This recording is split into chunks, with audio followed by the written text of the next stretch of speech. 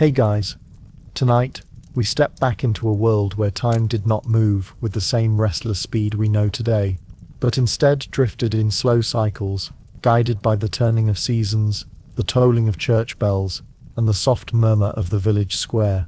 This was medieval Europe, where calendars were less a grid of numbers and more a rhythm of fasts and feasts, solemn prayers and noisy celebrations, moments of stillness and sudden bursts of music, color and firelight.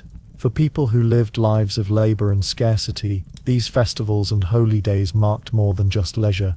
They were a rare chance to step outside the grind of survival, to gather as a community, and to connect the ordinary days of sowing and reaping with the sacred mysteries of heaven and earth. So before you settle in for tonight's journey, subscribe if you like these historical journeys. Now, dim the lights, let the noise of the day slip further away, and allow yourself to drift into the gentle procession of medieval time. We will follow the year as it unfolded through its many festivals, from the darkest days of winter to the glowing bonfires of midsummer, from the hushed awe of Easter to the crowded noise of the harvest fair. And with each step, we'll see how these celebrations, both sacred and playful, gave meaning to lives that were otherwise narrow and uncertain, and how, in their slow and deliberate unfolding, they still echo across the centuries. In medieval Europe, time was not measured in minutes and seconds, nor was it guided by the strict tick of mechanical clocks, which only emerged in the later centuries and reached few beyond monasteries or wealthy towns. Instead, the passage of life was experienced in broader, gentler rhythms, where the rise and fall of the sun, the turning of the seasons,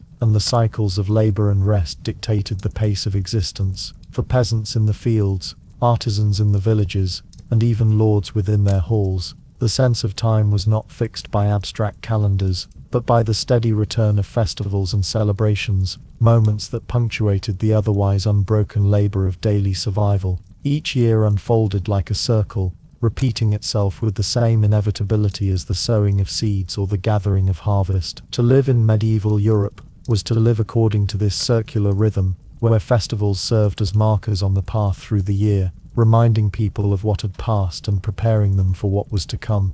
While modern eyes may glance at the medieval calendar as a rigid sequence of saints' days and church observances, for those who lived through it, it was a breathing rhythm of both sacred obligation and earthly joy. The year began not in the bright lights of January 1st, but often in the dark of winter, when Christmas had passed but the cold still lingered, and the promise of new planting was months away. For the medieval villager, January and February could be times of hunger, when last year's stores ran thin and fresh food was scarce. In these bleak stretches, feast days were more than diversions, they were reminders of continuity, anchoring weary communities in ritual and shared meaning. As Lent approached in late winter, anticipation grew not only for fasting, but also for the great release that would come with Easter, the festival that signaled both spiritual renewal and the first true signs of spring. Life itself was intertwined with the agricultural year, and the church's holy calendar reflected this deep connection.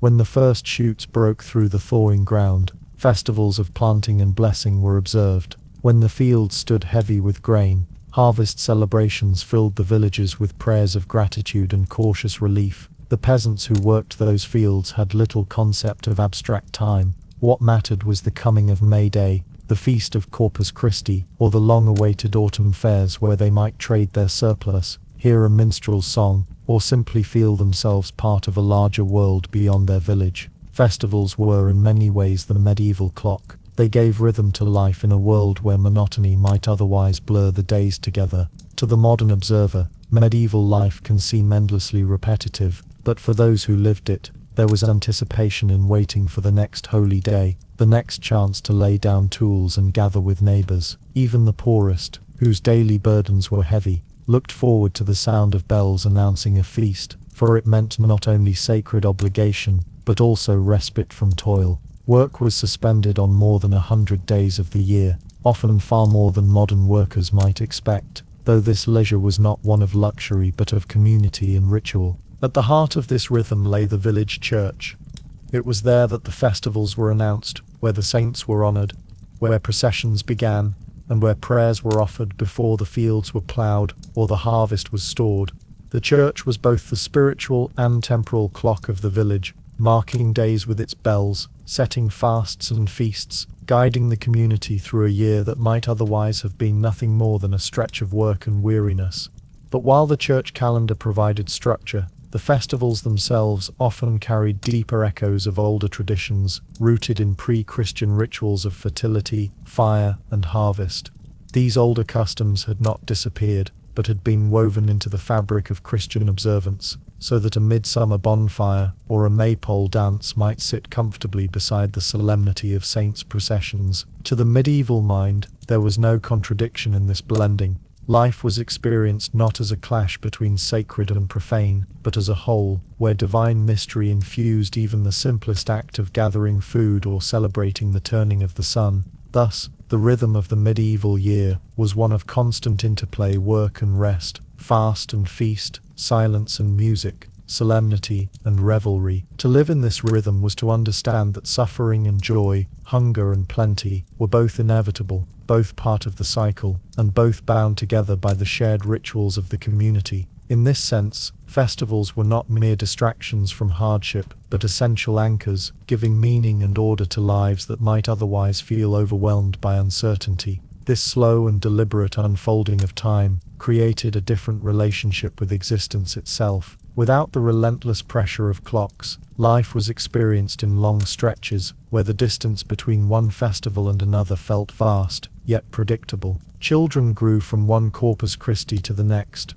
Memories were measured in harvests, and lifetimes were recalled not by dates but by the festivals that had marked them. Even kings and nobles, though surrounded by greater luxuries, moved within the same framework, for their great feasts, tournaments and pageants followed the same seasonal logic that governed the humble village fair. To imagine this rhythm today is to imagine a life where the passing of time is not counted but felt, where communities wait patiently for festivals to bring respite and meaning, and where each year, however difficult, promises the same cycle of renewal. It was a rhythm shaped not by human invention alone, but by the earth, the heavens, and the sacred stories that bound them together. And it was this rhythm that gave the medieval world its character, its texture, and its continuity. As the seasons turned and the festivals approached, the rhythm of the medieval year was not only preserved by faith, but also by necessity, for without the certainty of these markers, life might have seemed unbearably long and shapeless. And so, with the tolling of bells and the turning of the sun, each year renewed its slow journey, carrying with it the promise that even the darkest days would lead again to celebration.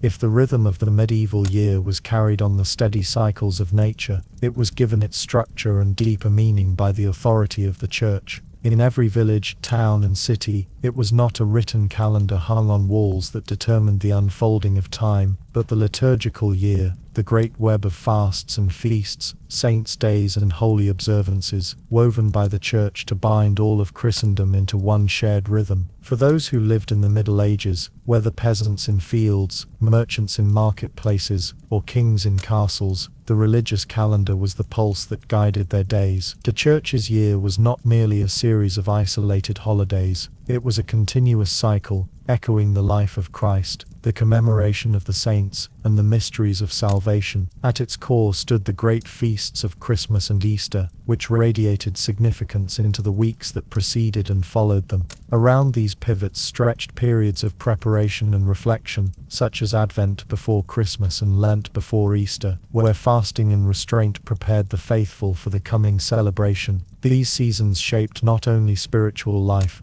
but also material habits, for what people ate, how they worked, and even how they entertained themselves was dictated by the ebb and flow of the liturgical calendar. Each day of the week carried its weight of devotion, but the saints' days, numbering in the hundreds, gave individuality to otherwise ordinary stretches of time. Every region, every village, and often every parish had its patron saint, whose feast day was celebrated with processions, masses, and sometimes with fairs and festivities unique to that community. In France, the feast of Saint Martin in November marked the time when wine was tasted and livestock slaughtered for winter storage. In England, the feast of Saint George became associated with chivalric ideals, while in Spain, Santiago de Compostela's feast drew pilgrims from across Europe. To live within the medieval religious calendar was to experience time as a constant procession of sacred personalities and holy mysteries, never allowing days to fall into complete monotony. Some feasts were universal across Christendom, while others were intensely local, yet all contributed to a sense of shared belonging. A peasant in a remote German village might never travel far, but by celebrating Easter on the same day as the king in his distant palace, he felt part of the great unity of Christian Europe. Pilgrimages reinforced this interconnectedness, for the religious calendar determined when shrines were visited, when relics were displayed, and when vast crowds would gather to walk ancient roads toward holy places. The balance between feast and fast was central. There were days when music, dancing and feasting were permitted, and there were days when restraint was demanded. During Lent, meat and rich foods were forbidden, but the joy of Easter made the return to feasting all the more intense. Fridays were days of abstinence in memory of the crucifixion, while Sundays stood apart as perpetual mini-Easters, celebrating the resurrection. This rhythm of denial and indulgence, of silence and song, gave texture to medieval life in a way that few modern schedules can replicate. The Church did not merely encourage this structure, it enforced it. Attendance at Mass on holy days was expected, and failure to observe fasts could bring both spiritual guilt and social disapproval. Bells rang out to call the faithful, and parish priests ensured that their congregations understood the significance of each feast. Yet within this guidance, there was also room for communal joy, for many holy days were indistinguishable from popular festivals, where the sacred mingled with the celebratory, and devotion did not exclude laughter or indulgence. The great cycles of the liturgical year, Advent, Christmas, Epiphany, Lent, Easter, Pentecost, and the long stretch of ordinary time that followed, gave form to existence. Ordinary time, far from being empty, was filled with saints' feasts, Marian festivals, and local observances that kept life punctuated with meaning. The medieval villager did not count the weeks in numbers but in proximity to holy days. It was not the third week of March, but the week after St. Joseph's Day, or the days before Easter.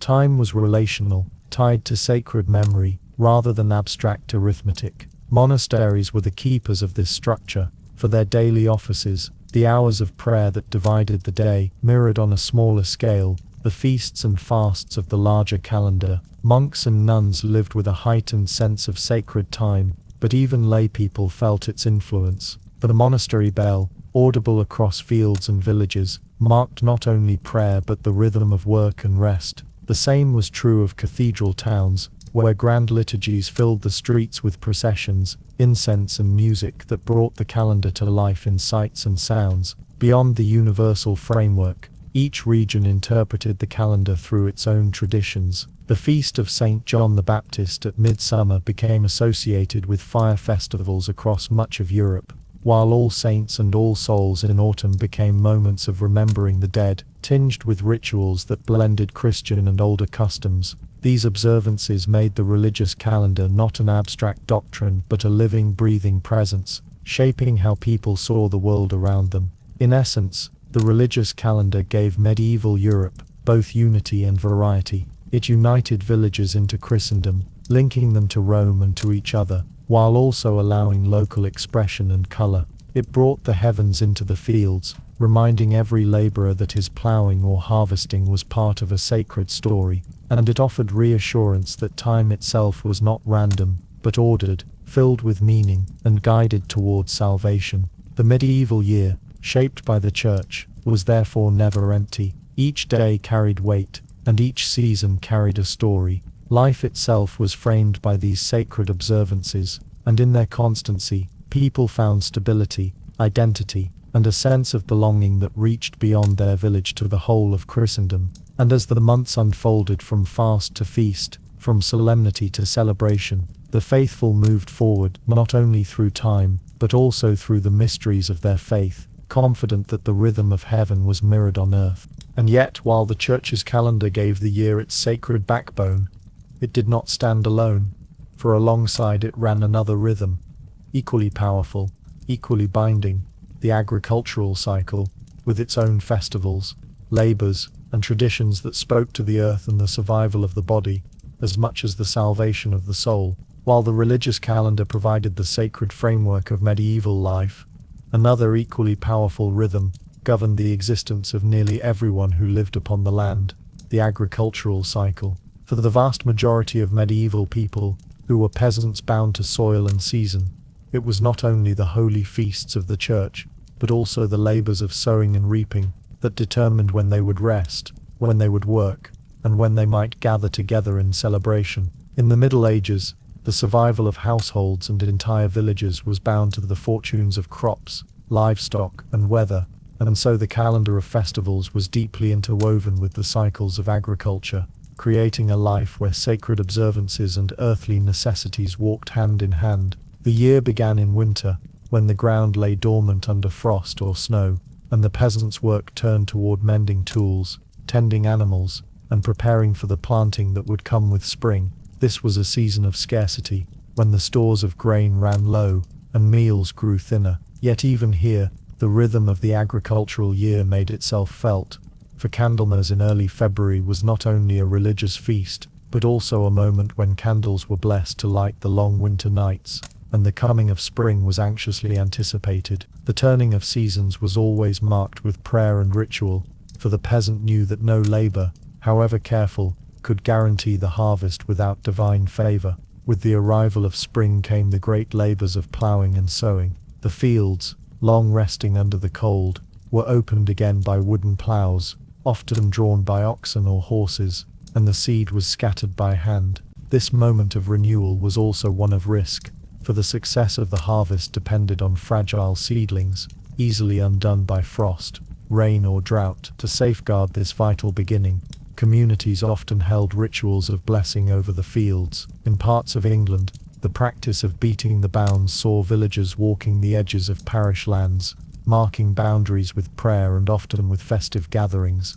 In other regions, priests led processions through the fields on rogation days in late spring, asking for God's protection over the crops. These moments combined the sacred and the agricultural, making clear that farming was not only a matter of labor, but of spiritual petition. As the spring turned to summer, festivals celebrated fertility and growth. May Day was one of the most widely observed, with its dances around the maypole and rituals tied to the blossoming of nature.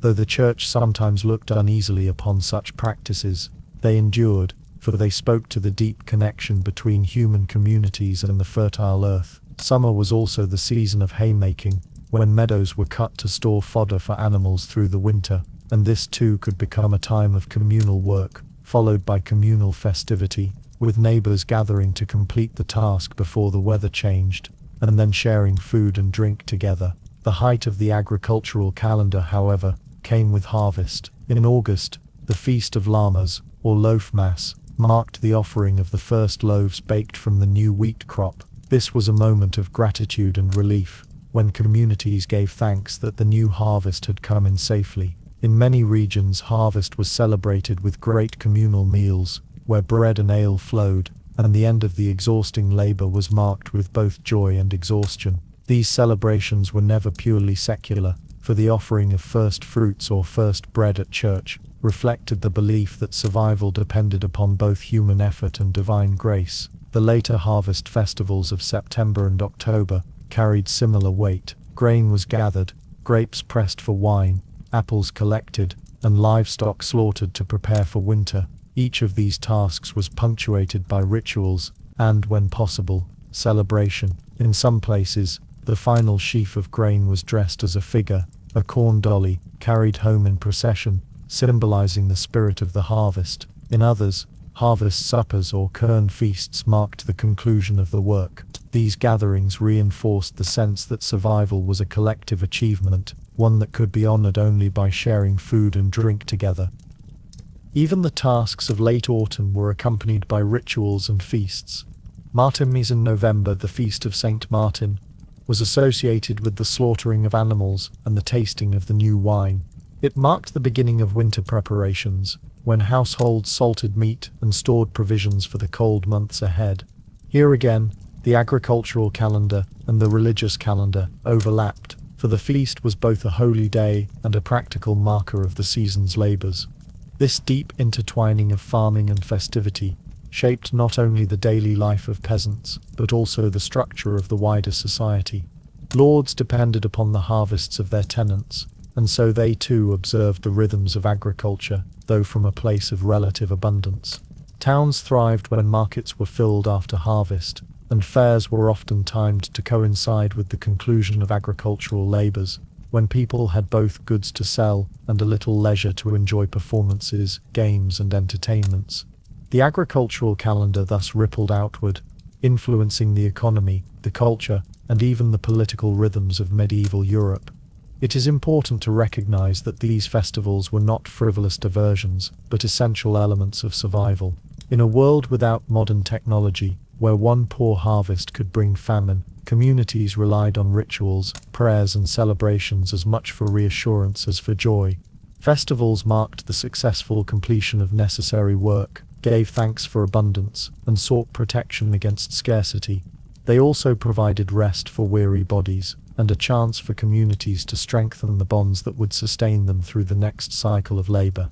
Thus, the agricultural calendar was not separate from the sacred, but woven into it, creating a life where survival and celebration were inseparable. Each season carried its labors, and each labor carried its festival, until the year itself became a great tapestry of work, prayer, and joy. And in this slow cycle, medieval people found a sense of continuity, knowing that however uncertain the harvest might be, the rhythm of the year would return, and with it, the familiar festivals that marked their lives. From the sowing of seed in spring to the storing of grain in autumn, from the blessing of fields to the feast of the harvest, the agricultural calendar created a steady heartbeat that resonated through every village. And when the days shortened and the year sank into the long nights of December, another kind of festival rose to prominence, one not tied directly to the fields but to the mystery of faith itself, the winter celebrations of Christmas, which brought light and warmth to the darkest days of the medieval year. In the long nights of winter, when the fields lay frozen beneath frost and snow, and the world seemed hushed under a heavy stillness, the medieval people turned their gaze to celebration as a means of survival, both in spirit and in community.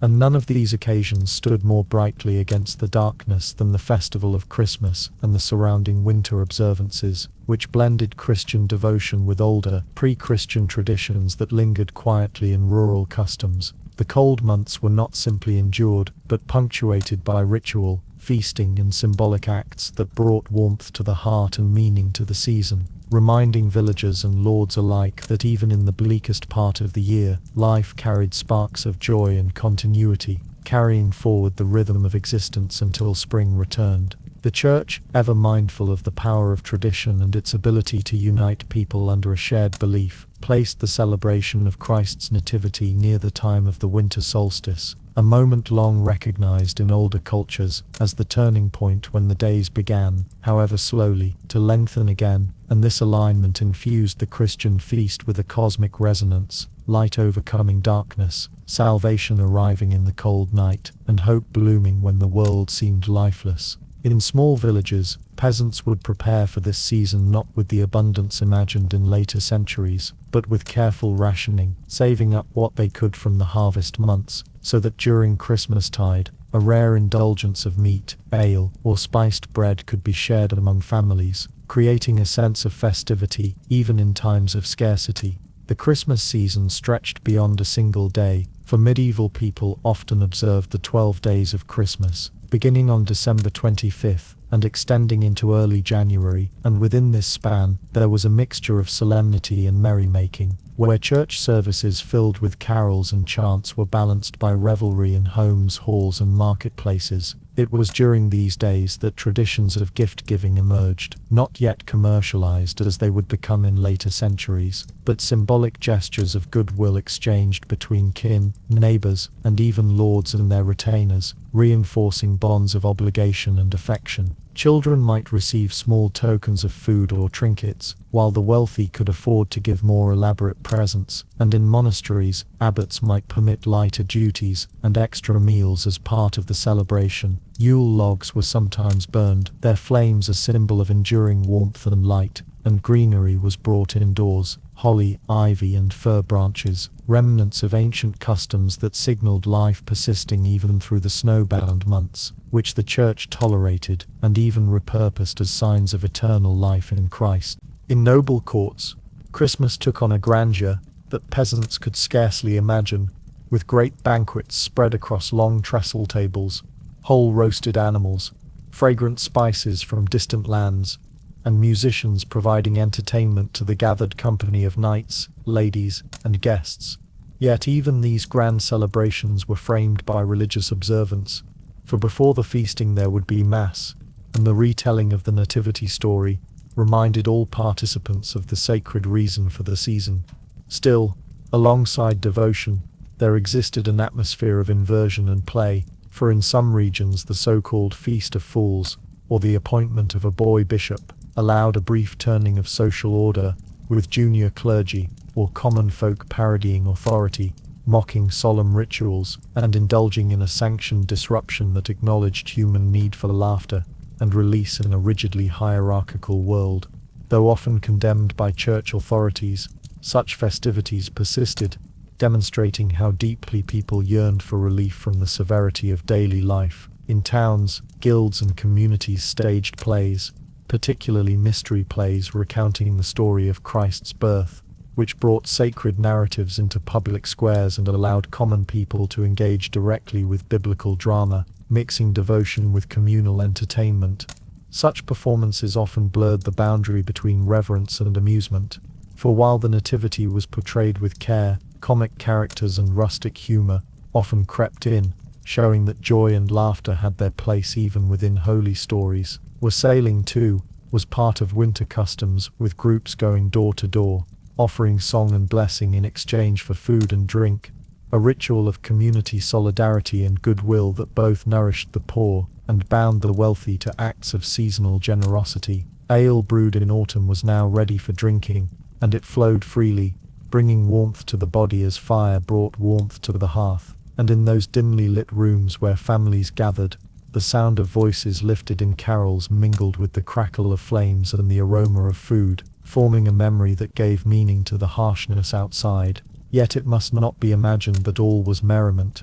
The season also carried solemn undertones, for the dead were remembered in prayers, Christ's sacrifice foreshadowed even in his birth, and the stark reality of winter hunger pressed close at hand, reminding people of their dependence on divine providence and communal charity. The church urged almsgiving during these holy days, and for the poor, this was a crucial time when their survival depended on the largesse of monasteries, lords, or wealthier neighbors, making the season not only one of joy, but also of sharp inequality, where the difference between a well-laden noble table and a peasant family eking out thin pottage was vast. Even so, within both high halls and humble cottages, Christmas served the same essential function: to push back against the encroaching dark, to bring a moment of light and hope into the cold stillness, and to bind people together in shared ritual, reminding them of the eternal story of renewal that lay beneath the frozen ground. As the last embers of the Yule log burned low, and the echoes of songs faded into the long nights of January, the spirit of the season lingered, carrying communities into the turning of the year, and preparing them for the next chapter of life's cycle. And so from the depths of winter, people turned their eyes toward what awaited them when spring returned.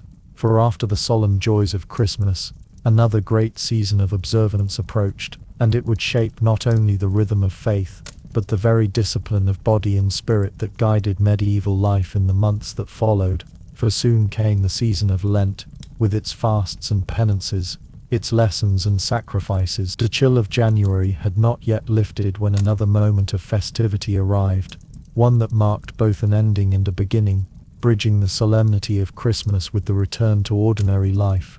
And this was Epiphany, celebrated on the 6th of January, followed closely by the merriment of Twelfth Night. For medieval men and women, this feast day held deep meaning, for it commemorated the visit of the Magi, the wise men from the East, to the infant Christ, and in doing so it brought the cycle of Christmas to its close, completing 12 days of sacred observance that began on December 25th. Yet, the religious solemnity of Epiphany was balanced by a lighter and sometimes raucous side, for over these days there grew customs of revelry, inversion and play, where the weight of hierarchy was momentarily turned upside down, and those who bore the least power in ordinary life were given, if only for a short while, the taste of command and the joy of laughter at authority itself. In towns and manors alike, one of the most striking traditions tied to Epiphany and Twelfth Night was the choosing of a mock king, often called the Lord of Misrule.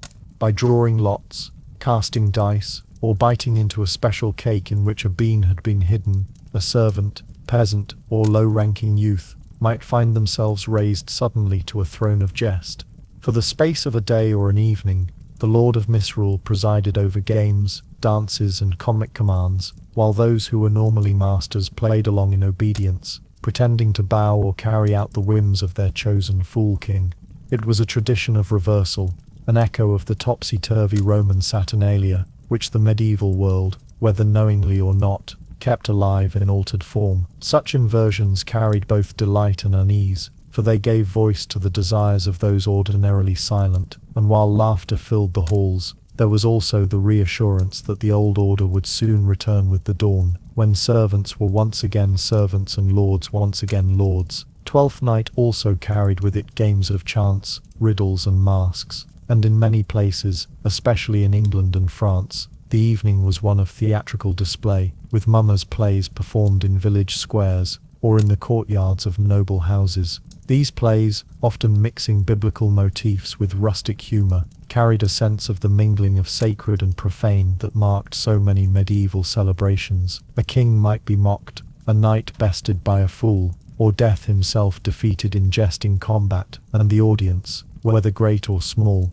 laughed together in the dark of winter, joined by the shared experience of spectacle. The connection to the Magi, those travelers who bore gifts across the sands, was not lost either, for on this day children might receive small tokens or sweets, and in churches, the story of the star and the child in Bethlehem was told once again, reinforcing that beneath the revelry lay the heart of Christian belief. The food of Epiphany and Twelfth Night was no less important, for in a world where meals were often sparse and plain, these occasions offered the chance to gather around tables laden with roasted meats, spiced bread, and mulled wine. The 12th cake, rich and often decorated, was central to the night's amusement, since it was within this cake that the hidden bean or coin might grant a fleeting crown to its finder. This act of sharing a cake and awaiting the discovery was itself symbolic, for it reminded all present that fortune and fate might raise or lower a person in the blink of an eye, a truth that life in the Middle Ages, with its sudden famines, wars and plagues, made all too real. Yet in the context of the festival, such seriousness was softened by mirth, for no matter how brief the role of the mock king, the laughter it brought was shared by all. It is worth noting that Epiphany was not merely a moment for merriment, but also an important turning point in the agricultural and social rhythm of the year. For peasants it often marked the point at which the deepest part of winter had been reached, and though the days remained short and the cold sharp, the promise of lengthening daylight carried with it a whisper of hope. Work did not cease, animals still needed care, fuel still had to be gathered, and mending of tools was ongoing. But the cycle of holy days that stretched from Advent through Christmas to Epiphany provided a framework of sacred rest and joyful gathering, before the return to unbroken labor. In monasteries too, the feast of the Epiphany was observed with solemn liturgy, its hymns recalling the manifestation of Christ to the Gentiles,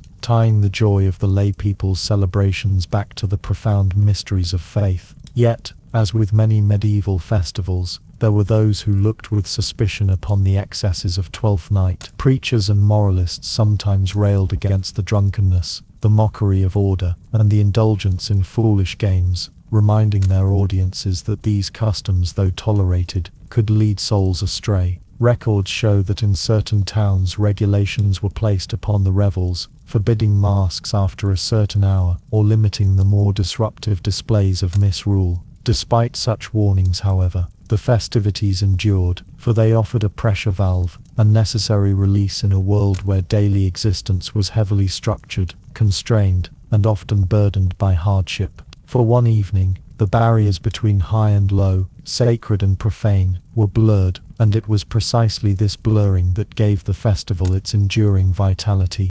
As the night drew to a close, and the role of the Lord of Misrule faded, the rhythms of life slowly returned. The fires burned low, the songs waned, and the Bean King stepped down, laughing, to resume their ordinary place in the order of things. By dawn, the world was set right again, yet those who had shared in the revels carried with them the memory of laughter, of mock crowns, and of fleeting freedom, a memory that sustained them through the long cold weeks ahead. The passage from Christmas to Epiphany and Twelfth Night thus revealed the medieval way of binding sacred story and earthly joy, a union of faith and festivity that allowed both spirit and body to find nourishment in equal measure. And so, as the last echoes of Twelfth Night faded into the winter air, the medieval calendar moved forward, for there awaited yet another chance for celebration, one that brightened the dark weeks of February, when fires were kindled, not only for warmth, but also for ritual, and candles lit the shadows of winter nights in a festival known as Candlemas.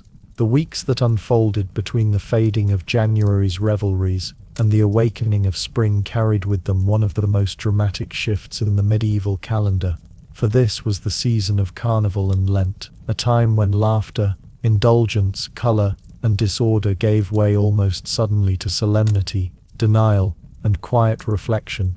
And though the two may seem like opposites at first glance, they were in truth inseparable parts of the same rhythm, bound together in a way that allowed medieval people to expend their energy in joyful abandon, before submitting themselves to weeks of fasting and spiritual discipline, a pattern that not only reflected the teachings of the Church, but also resonated deeply with the cycle of nature itself, where bursts of fertility and activity were followed by stillness and restraint. In towns both large and small, Carnival marked the last chance to enjoy meat, fat, and luxuries before Lent demanded abstinence, and so the air filled with the sound of music, drums, and laughter as men and women donned masks and costumes, often taking on the roles of animals, kings, fools, or even priests in a daring parody of authority. And this sudden license, this brief overturning of the ordinary order, offered relief to a people whose daily lives were otherwise tightly bound by social rank, obligation, and religious law. One could see on the village green, or in the streets of a bustling city, the strange sight of a peasant dressed as a lord, a maid pretending to scold her master, or a bishop's robes mocked in jest. For Carnival was the season when the body was permitted to laugh at the very structures that governed it, even as all participants knew that this license was fleeting, for Ash Wednesday loomed close, ready to silence the drums with ashes on the brow, and words that reminded every soul of their mortality. Food and feasting were at the heart of Carnival, and the very name itself, Carnivale, farewell to meat, captured the essence of the moment. For with Lent came strict prohibitions: no meat, no eggs, no dairy, no fat, and often no merriment. Thus, households made use of whatever stores of butter, cheese, lard, and salted meat remained from the winter's hoard, for it was better to consume them in joy than let them waste away in the coming weeks of fasting. Great pancakes sizzled on pans, pastries stuffed with meat and dripping with fat were devoured, and ale flowed more freely than at almost any other time of year. It was indulgence with purpose, excess with a built-in ending, and it bound whole communities together in the knowledge that the good things of life could not last unbroken, but must be surrendered, if only temporarily, to the higher call of spiritual discipline. Alongside the feasting came games, and here the spirit of reversal appeared most strongly: mock battles between men disguised as bears or stags, rough football matches, where whole parishes hurled themselves against one another in chaotic scrambles, and contests of strength and wit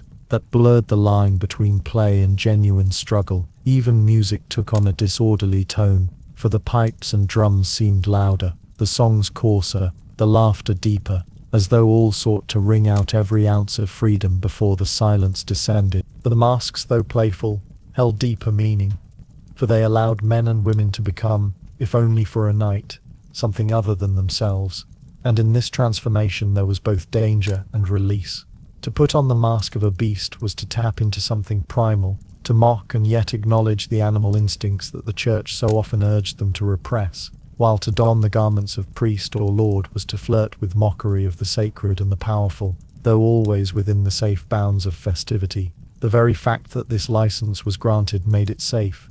It was understood that Carnival permitted parody precisely so that order might reassert itself with greater strength once Lent began. And so when Shrovetide came, the final days before Ash Wednesday, bells rang, priests heard confessions, and households made their last preparations for abstinence, the mood shifting rapidly from revelry to sobriety, pancakes eaten, laughter spent, the faithful entered church, to be marked with ash, and reminded that from dust you came, to dust you shall return, a phrase that cut sharply against the joy of the days before, but also gave it weight, for indulgence without the shadow of mortality was mere gluttony, while indulgence followed by abstinence became part of a higher cycle, one that reflected the Christian understanding of death and resurrection.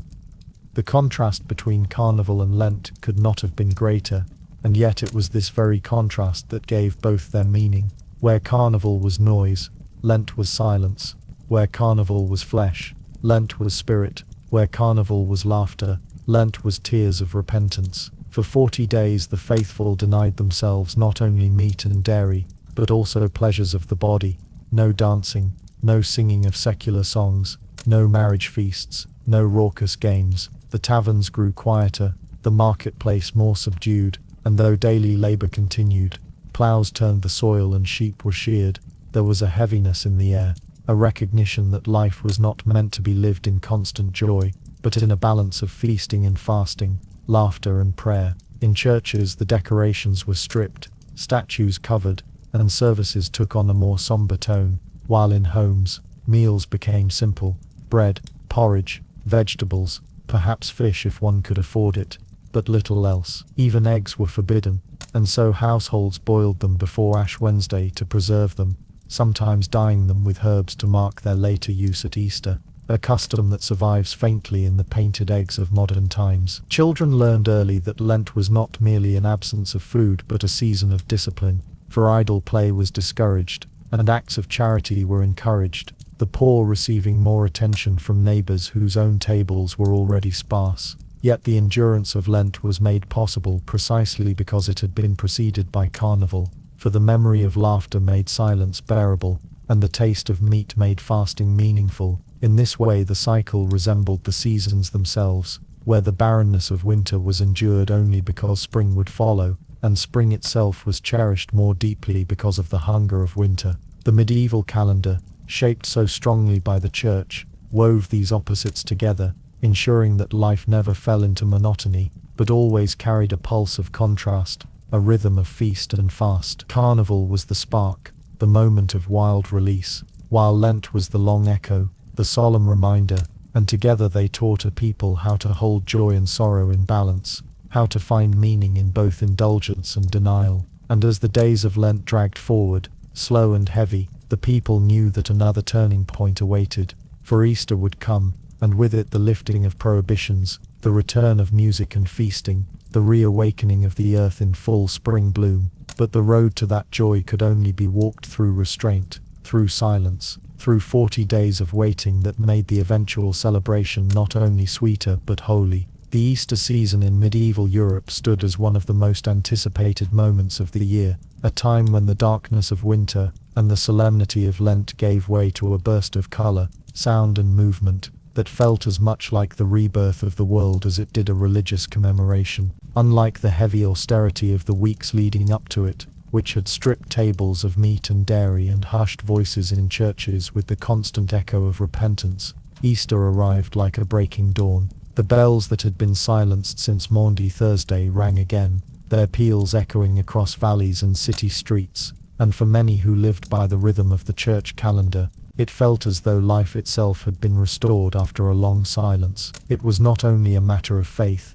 though faith permeated every corner of it, it was also the reawakening of community, of laughter, of bodies moving together in procession, and of tables groaning once more under food that had been denied for 40 days and more. The heart of Easter lay in its liturgy, in the vigil that began on Holy Saturday, and stretched through the long night into the dawning light of Sunday.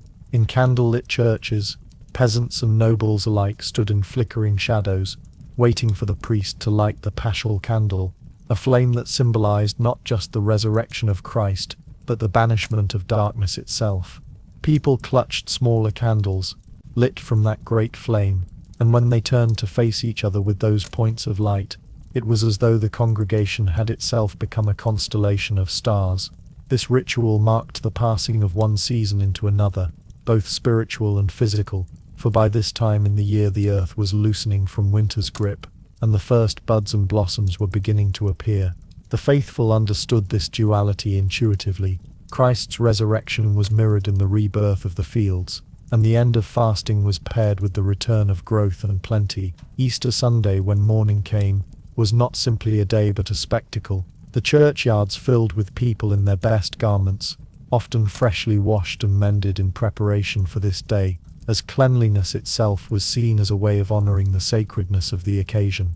Processions wound through village lanes or city streets, with banners held high, crosses raised and choirs singing hymns that could be heard from fields away. In many towns the clergy were joined by guilds, each group carrying symbols of their trade or craft, adding both solemnity and vibrancy to the event. The theatre of it was deliberate.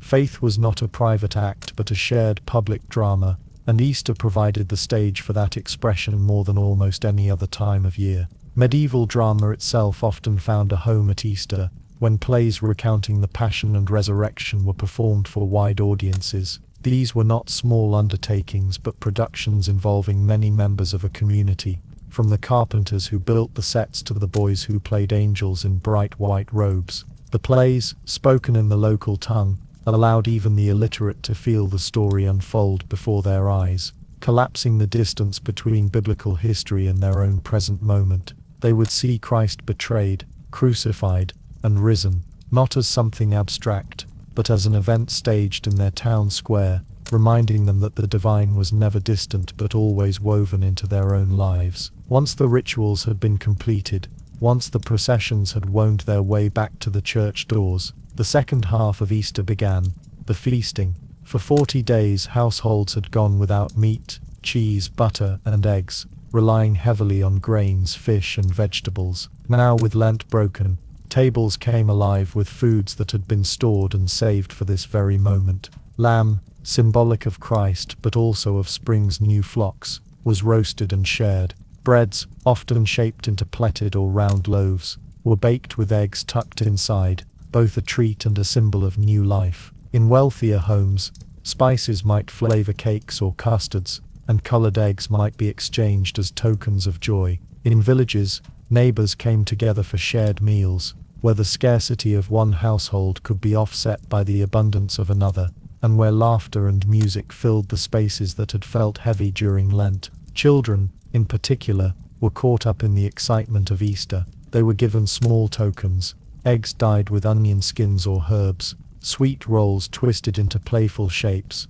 or even little figurines molded from dough. In some regions, they were allowed to play games that had been forbidden during Lent, such as dancing or singing in the streets, their voices rising with the same energy as the bells that had only recently broken their silence. For them, Easter was not only about solemn ritual, but also about release, about the return of joy that felt almost too large to contain in a single day. The symbolism of Easter also extended into the natural world, and peasants in particular read the signs of spring through the lens of resurrection. Fields that had been fallow were now plowed, seeds planted with the hope of growth, and many prayers spoken in church found their echo in prayers whispered over furrows of earth. Water too played a role. Some believed that Easter morning water drawn before sunrise held special blessings, and that washing one's face with it could bring health and protection for the year ahead.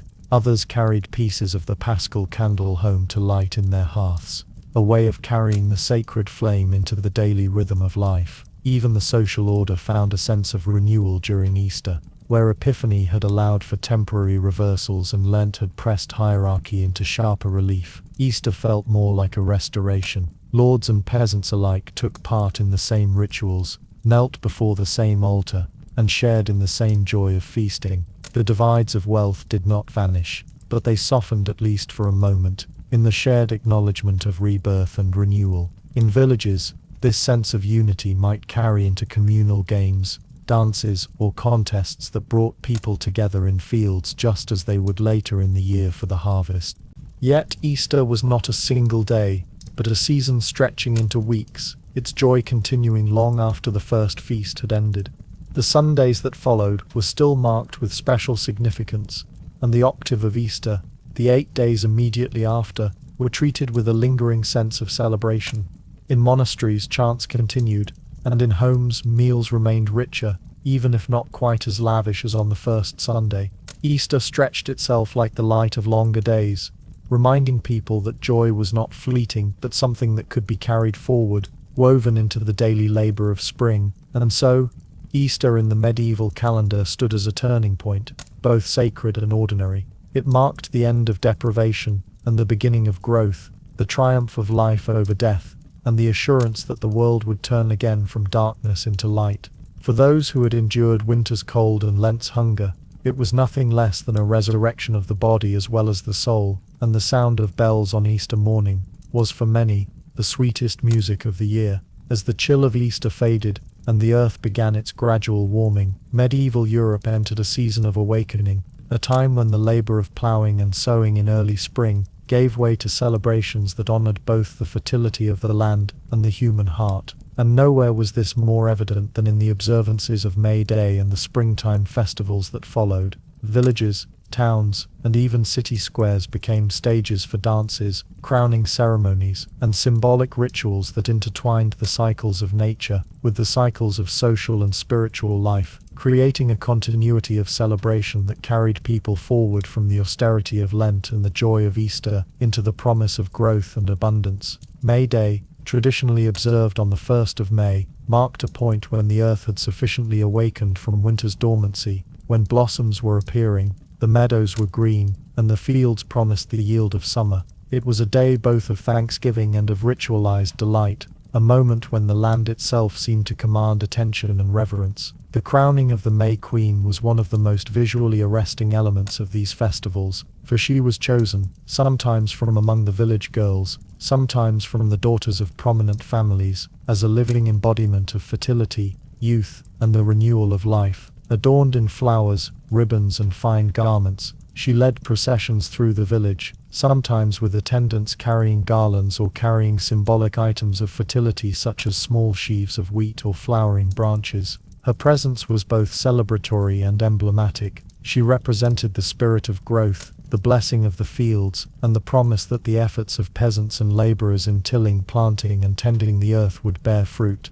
The symbolism extended to all members of the community, who joined in dances, sang songs, and participated in games, each act reaffirming their connection to the cycles of nature and to one another. Central to May Day were the maypoles, tall wooden poles erected in village greens or central squares, around which participants danced in intricate patterns. Long ribbons attached to the pole were woven and twisted as dancers circled, their movements creating a visible intertwining of effort and artistry, of human labor echoing the intricate work of planting and growth that had begun in fields weeks earlier. The maypole itself, often decorated with greenery, flowers, and sometimes carved symbols, served as both a focus of communal energy and a symbol of the vertical axis connecting earth and sky, fertility and spiritual aspiration, work and celebration. The act of dancing around the pole, repeated year after year, became a ritualized affirmation of the cycles of life, an acknowledgement that humans, while small, were intimately connected to the forces that shaped the land and their survival. Fertility rituals extended beyond the May Queen and the maypole. In some regions, people would carry branches from trees,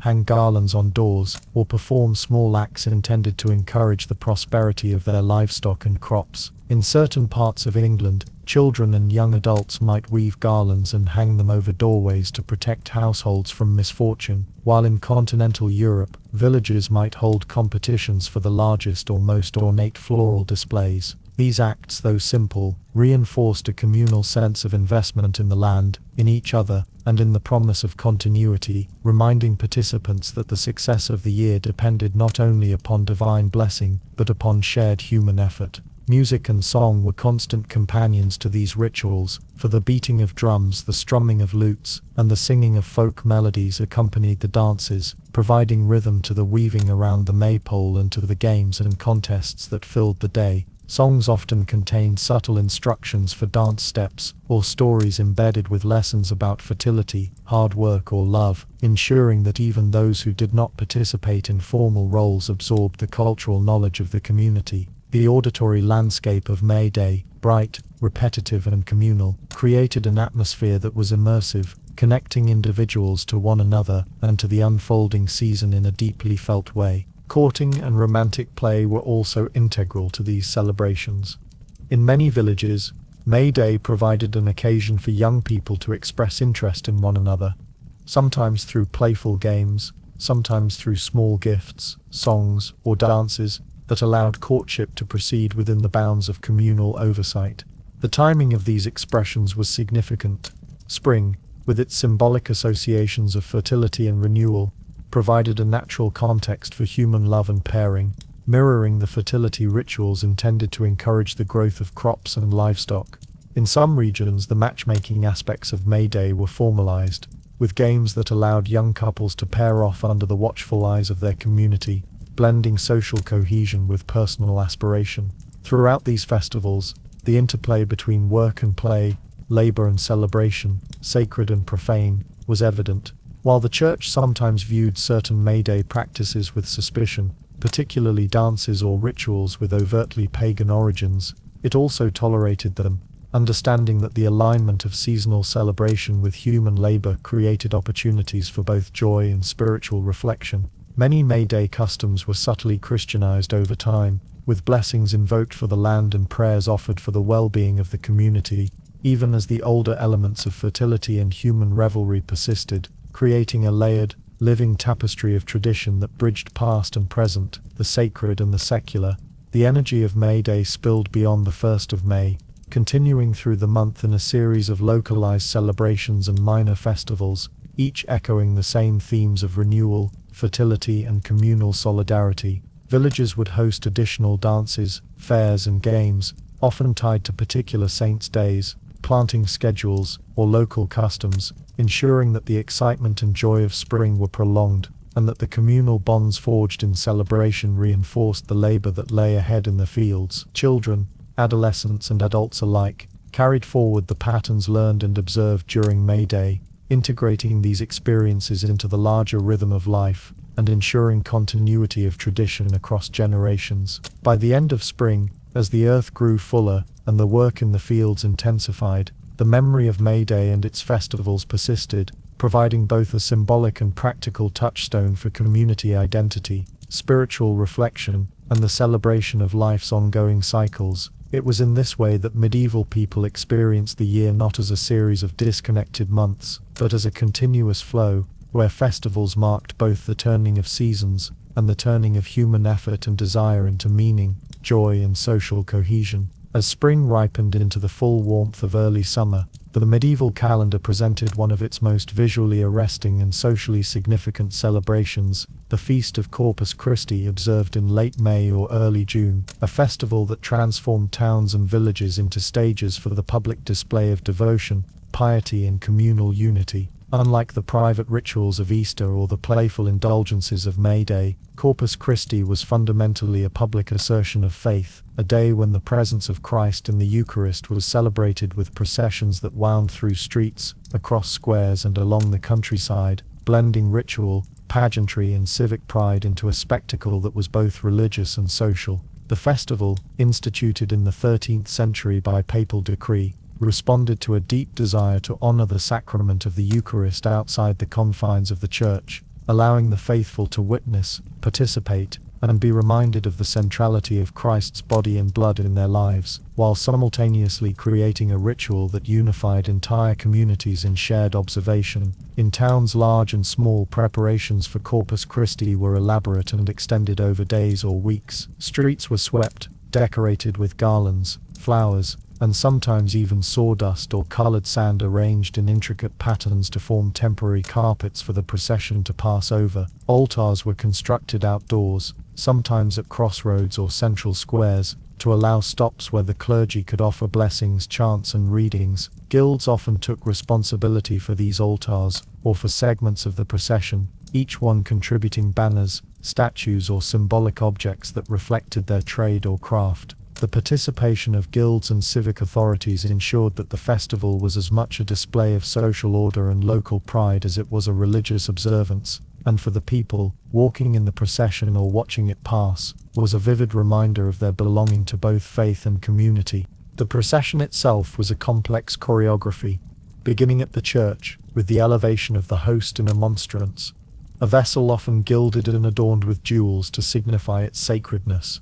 Clergy, sometimes accompanied by boys or men in white robes, carried the monstrance with solemnity, while the laity followed in lines, singing hymns and reciting prayers. Cross-bearers, candle-bearers, and participants holding banners and holy images formed a ceremonial entourage that stretched for long distances, moving through streets that had been carefully prepared, and as the procession advanced, onlookers would kneel, make the sign of the cross, or sprinkle flowers in honor of the sacrament. The combination of solemnity, movement, and pageantry created an atmosphere that was immersive, enveloping participants and observers alike in the tactile, auditory, and visual experience of faith made manifest in space and time. Spectacle was an essential component of Corpus Christi, for the medieval mind understood the importance of sensory engagement in religious devotion. In many towns, temporary stages were erected along the procession route to stage short religious plays, often dramatizing scenes from the life of Christ, the Passion, or stories of saints, creating a layered experience where the central ritual of the Eucharist was surrounded by narrative reinforcement. Music accompanied these plays as well as the procession itself. Trumpets, drums, and bells provided a sonic backdrop that could be heard across marketplaces and fields, amplifying the solemnity and grandeur of the day. The combination of sight, sound, and movement drew all members of the community into the ritual, regardless of literacy or prior knowledge of the Eucharist, and allowed the celebration to resonate deeply both spiritually and socially. Children and young people often had distinct roles in the festival, scattering petals along the procession route, carrying smaller banners, or singing parts of the hymns, thus participating in a rite that reinforced communal values and religious understanding simultaneously. Women might carry floral arrangements, while men of the town, particularly those belonging to guilds or civic militias, marched with banners, swords, or symbols of their trade, linking the spiritual observance to the structure of daily life. Even the very act of preparing altars and decorating streets was instructive.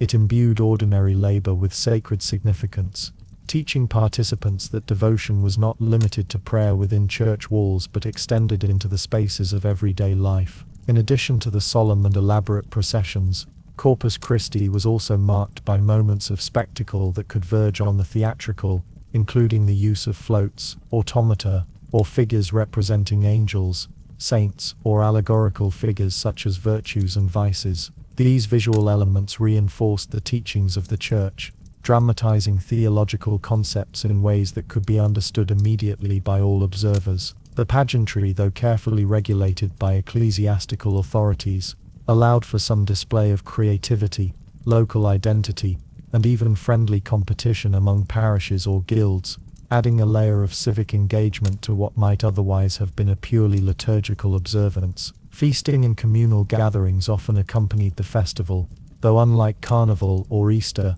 the focus remained more on piety than indulgence. Certain foods, particularly bread and wine, were consumed in a ritual context, and in some regions communal meals were provided for the poor, ensuring that the festival carried a charitable dimension as well. This combination of ritual, spectacle, and social welfare reinforced the comprehensive nature of medieval religious celebrations. They were simultaneously about the divine, the human, and the society that bridged the two. Corpus Christi also had a pronounced impact on the urban environment. Streets once filled with daily commerce were temporarily repurposed for religious observation. The movement of the procession through town became a form of spatial storytelling, guiding participants through familiar landscapes transformed by ritual. Altars, banners, and decorations created temporary sacred spaces in the secular world, turning the ordinary streets into a landscape of devotion and teaching the layperson that holiness could be found in the midst of daily life when attention and intention were rightly placed. By the end of the day, as the procession returned to the church and the monstrance was replaced on the altar, the streets gradually emptied and normal life resumed. Yet the impact of the festival lingered. The visual memories, the sounds of bells and singing, the scents of flowers and incense, and the collective experience of public devotion continued to shape the consciousness of those who had participated. The Feast of Corpus Christi thus served not only as a celebration of the Eucharist, but as a reinforcement of community, hierarchy, and shared belief, ensuring that both spiritual and social bonds were strengthened through a day of immersive and public ritual. And as summer progressed from the symbolic height of Corpus Christi into the long, bright days of June and July, attention turned outward to the broader forces of nature, to the heat and light that defined midsummer, and to the rituals that celebrated sun, fertility, and protection, preparing the ground for the next great seasonal festival. As the days lengthened, and the sun reached its zenith in the height of June, medieval Europe turned its attention to midsummer, a season when light itself seemed to dominate the landscape, and communities gathered to honor both the celestial and the terrestrial, in celebrations that combined spectacle, protection, and the enduring rhythms of agricultural life, known in many regions as St. John's Day, commemorating the birth of John the Baptist on June 24th. Midsummer's festivals were marked by bonfires that blazed across hilltops, riverbanks, and village greens, casting long shadows that danced across the land and symbolically dispelling both the darkness of the night and the lingering anxieties of the past year. These fires, sometimes enormous in scale, served multiple purposes. They were practical, providing light and warmth as evening fell, symbolic, representing the sun at the height of its power, and ritual, functioning as protective charms against evil spirits, disease, and misfortune. For medieval belief systems were deeply entwined with both natural and supernatural forces, and communal fire had the power to unite the two in a visible and participatory act. Preparation for midsummer began well before the day itself. Villagers gathered wood, brush, and old timbers from previous year's hearths, often enlisting the help of every able-bodied person to ensure that the bonfires would reach an imposing height, capable of being seen for miles across fields and hills. In some regions, multiple bonfires were constructed on strategic hilltops, creating a network of flames that not only celebrated the solstice, but also acted as a form of community signaling, a visible marker that the season of growth and fertility was in full swing. Children and adults alike contributed to the decoration of these fires, often surrounding the base with garlands of flowers, herbs, and branches, each chosen for its symbolic properties. St. John's wort, for protection, roses for beauty and love, and other local plants associated with health, abundance, and warding off misfortune. The process of gathering, preparing, and decorating was itself a communal ritual, reinforcing social bonds and reminding participants that survival and celebration were inseparable in a world still so intimately dependent upon the rhythms of the land. On the evening of midsummer, the bonfires were lit, often accompanied by singing, dancing, and ritualized gestures intended to invoke protection and prosperity. It was common for people to leap over the flames, a practice thought to cleanse the body and spirit and ensure health for the coming year. Livestock might be driven between fires in some regions, a symbolic act intended to safeguard the animals from disease, while fields surrounding the village might be sprinkled with water or blessed herbs to encourage fertility and growth. In some communities, the ritual extended to the collection of dew, which was believed to hold magical properties on midsummer morning, providing health, beauty, and protection when applied to the skin or consumed. These customs, blending physical, symbolic and spiritual elements, illustrate the layered understanding medieval people had of the world around them. The natural, the supernatural, and the social were not separate but deeply interwoven, and Midsummer offered a concentrated expression of that integration. Dancing and music were central to the festival, echoing both the rhythm of the sun and the cycles of fertility. Men and women, young and old, formed circles around the fires, sometimes joined in lines or paired dances that mirrored agricultural or cosmic patterns, their movements marking the continuity of life and labor. Drums, flutes and fiddles provided accompaniment, their repeated motifs creating a trance-like quality that enhanced the sense of participation and collective unity. In certain towns, processions accompanied the fires, with participants carrying small torches, crosses or symbolic effigies, moving in ways that were at once celebratory and protective, demonstrating the dual nature of Midsummer as a time of joy and of safeguarding against unseen dangers. Love and courtship, always entwined with the rhythms of the seasons, featured prominently in Midsummer celebrations. Young people would gather herbs believed to enhance attraction, share tokens of affection, or participate in games and dances designed to allow potential matches to meet under the guise of communal festivity. Flowers, particularly those gathered at dawn or around the fires, were considered potent, and the act of weaving garlands or crowns carried with it both aesthetic and symbolic importance. In this way, Midsummer operated as a socially sanctioned outlet for the natural impulses of attraction and pairing, linking human relationships with the broader fertility of the earth. The Church, while sometimes wary of Midsummer's more pagan-inflected rituals, often integrated its observances with Christian symbolism, framing the celebration around St. John's nativity and the virtues he embodied.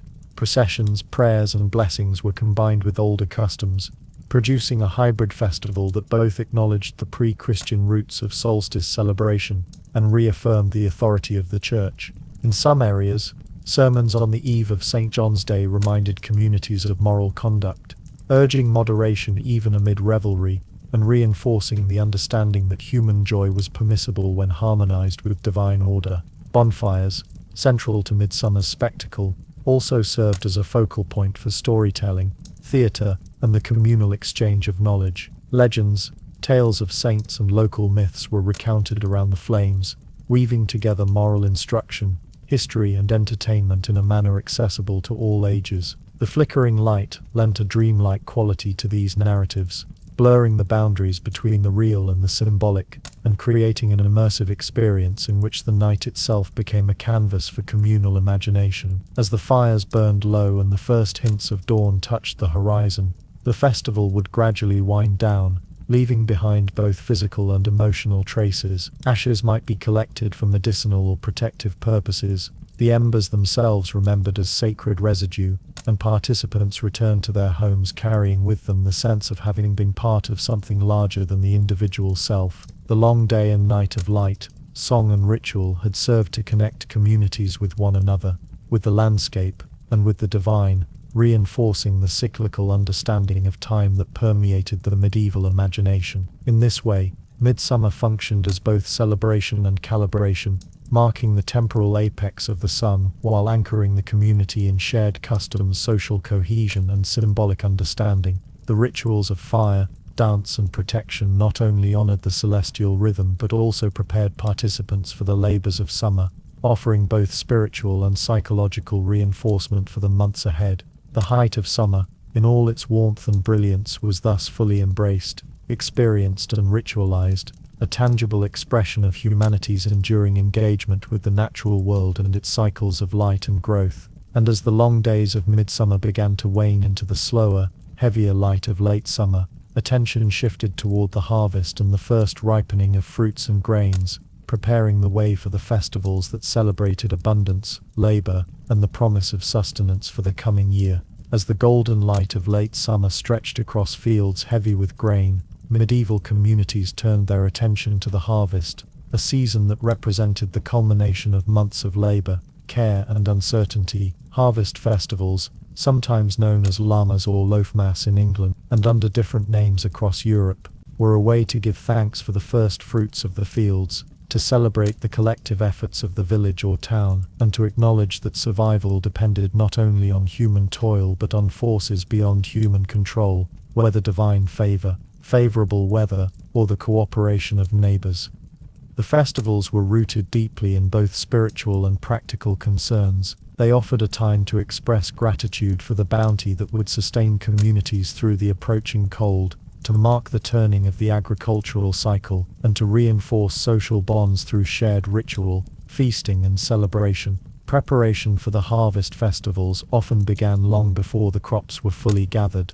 Households would set aside portions of grain or produce to offer at the altar of the local church, or to present as gifts to the Lord, or to communal leaders, a gesture that acknowledged both gratitude and obligation. Baskets of wheat, barley, or oats might be carefully decorated with ribbons, flowers, or small crosses, and in some regions the very first sheaf of the harvest was fashioned into a symbolic figure known as the corn dolly, representing the spirit of the grain, and ensuring that its vitality would carry through the winter months. These acts were laden with meaning. They tied the physical act of reaping to spiritual understanding, transforming labor into devotion, and reminded the community that human effort was inseparable from divine providence and the rhythms of the earth. The central event of the harvest festival was the communal meal, often held in or near the churchyard, village green, or the Lord's Hall, depending on the scale and resources of the settlement. Bread, made from the newly gathered grain, occupied a place of prominence, sometimes baked into elaborate shapes or adorned with symbolic carvings that reflected local customs, religious motifs, or seasonal symbols. Meat, if available, supplemented the meal, and fruits, nuts, and vegetables rounded out the table. These shared feasts were a way of expressing both gratitude and social cohesion. Neighbors ate together, stories were exchanged, children played under the watchful eyes of adults, and the feast itself became a vehicle for the transmission of culture, memory, and communal identity. Religious observances were intertwined with these communal gatherings. In many villages, the priest would offer a blessing of the harvest, often bringing the first sheaf or the bread made from it into the church for prayers, while hymns of thanksgiving were sung. These rituals reinforced the understanding that the abundance of the earth was a gift, and that human gratitude was required in turn, linking practical survival to moral and spiritual responsibility. The act of giving thanks was not merely ceremonial. It was a recognition that life depended on the balance between human labor and the larger cycles of nature, a balance that could easily be disrupted by drought, disease, or frost. Games, music, and dancing often accompanied the harvest festivals, creating a celebratory atmosphere that mirrored the physical abundance of the fields. Young people might engage in races or contests of skill, while adults joined in traditional dances or sang songs that had been passed down through generations. These festivities reinforced communal identity, allowing each participant to experience both joy and social affirmation, and providing a psychological release after the intense labor of reaping, threshing, and storing the grain. The mixture of work and play, of solemn thanks and exuberant celebration, reflected a medieval understanding of life as a continuum in which labor, leisure, and ritual were inseparable. In some regions, processions accompanied the harvest, often involving the lord or local dignitaries, guild representatives, and parishioners, carrying baskets of produce, symbolic sheaves, or banners depicting saints or agricultural motifs. These processions functioned both as public displays of gratitude and as social reinforcement, ensuring that the hierarchical structures of the community were acknowledged even amid celebration. They also created a sense of order within the seasonal chaos. While the work of the harvest required effort, organization, and cooperation, the festival and procession transformed that labor into a visible and meaningful narrative, linking the mundane with the sacred. The symbolism embedded in harvest rituals extended to the very act of threshing and baking. Grain, separated from chaff, milled and turned into bread, became a material metaphor for spiritual purification and transformation. Communities understood that just as the wheat needed careful processing to sustain human life, so too did individuals require moral and spiritual cultivation to live in accordance with divine law.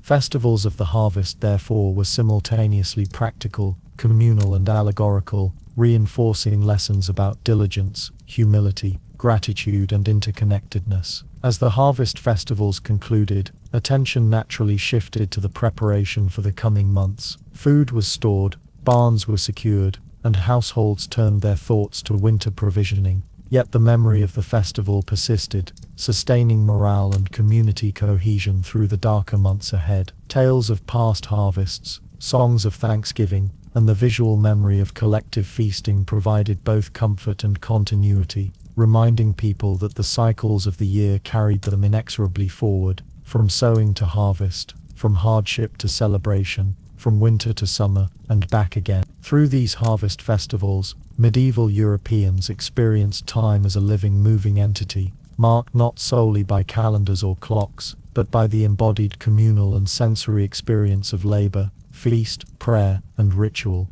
The festivals tied the work of the fields to the structure of social life, connecting individuals to one another, to the earth, and to the divine, in ways that were both intimate and expansive. By the end of the season, communities had not only secured sustenance, but had reaffirmed the bonds of belonging, the rhythms of nature, and the meaning of life as a blend of effort, devotion, and shared celebration. And as summer's warmth began to yield to the cooler, shorter days of early autumn, the attention of towns and villages turned toward festivals of remembrance and preparation for the approaching winter, moments that would celebrate the dead, the spiritual life, and the enduring hope that the cycles of the year would continue unbroken. As the heat of summer gradually waned, and the first hints of autumn appeared in the turning leaves and cooling air, medieval communities shifted their attention toward a new series of observances, the saints' days and local traditions that punctuated the early autumn months. These celebrations, often tied to the patron saint of a village, town, or parish church, offered an occasion to reflect on spiritual guardianship, community identity, and continuity of custom. Unlike the larger seasonal festivals such as Easter or Midsummer, saints' days were frequently smaller, more localized affairs, yet they were no less significant to the lives of those who observed them. They blended religious devotion with social gathering, commerce, and pageantry, functioning as nodes where faith, culture, and community intertwined in deeply immersive ways that reflected the rhythms of both the natural and social worlds. Preparation for a saint's day often began weeks in advance, especially in villages where the festival was a major yearly event.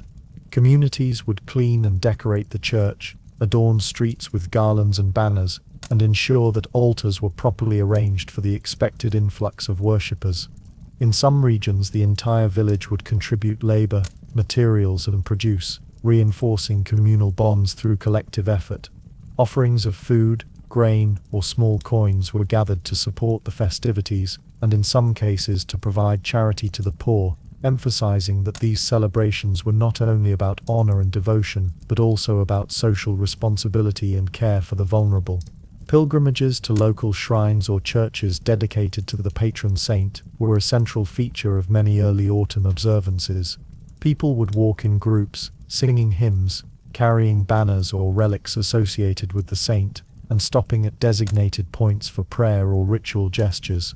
These journeys, sometimes short within the bounds of a village, and sometimes extending to neighboring towns, created a sense of shared purpose and spiritual discipline. Pilgrims carried both hope and caution with them, hope for blessings, protection, or healing, and caution in observing ritual rules that governed their behavior on the sacred path. In doing so, the act of moving through familiar landscapes became transformed into an enactment of faith, and the landscape itself was imbued with religious and communal significance. Fairs and markets often accompanied saints' days, providing a practical complement to the spiritual observances.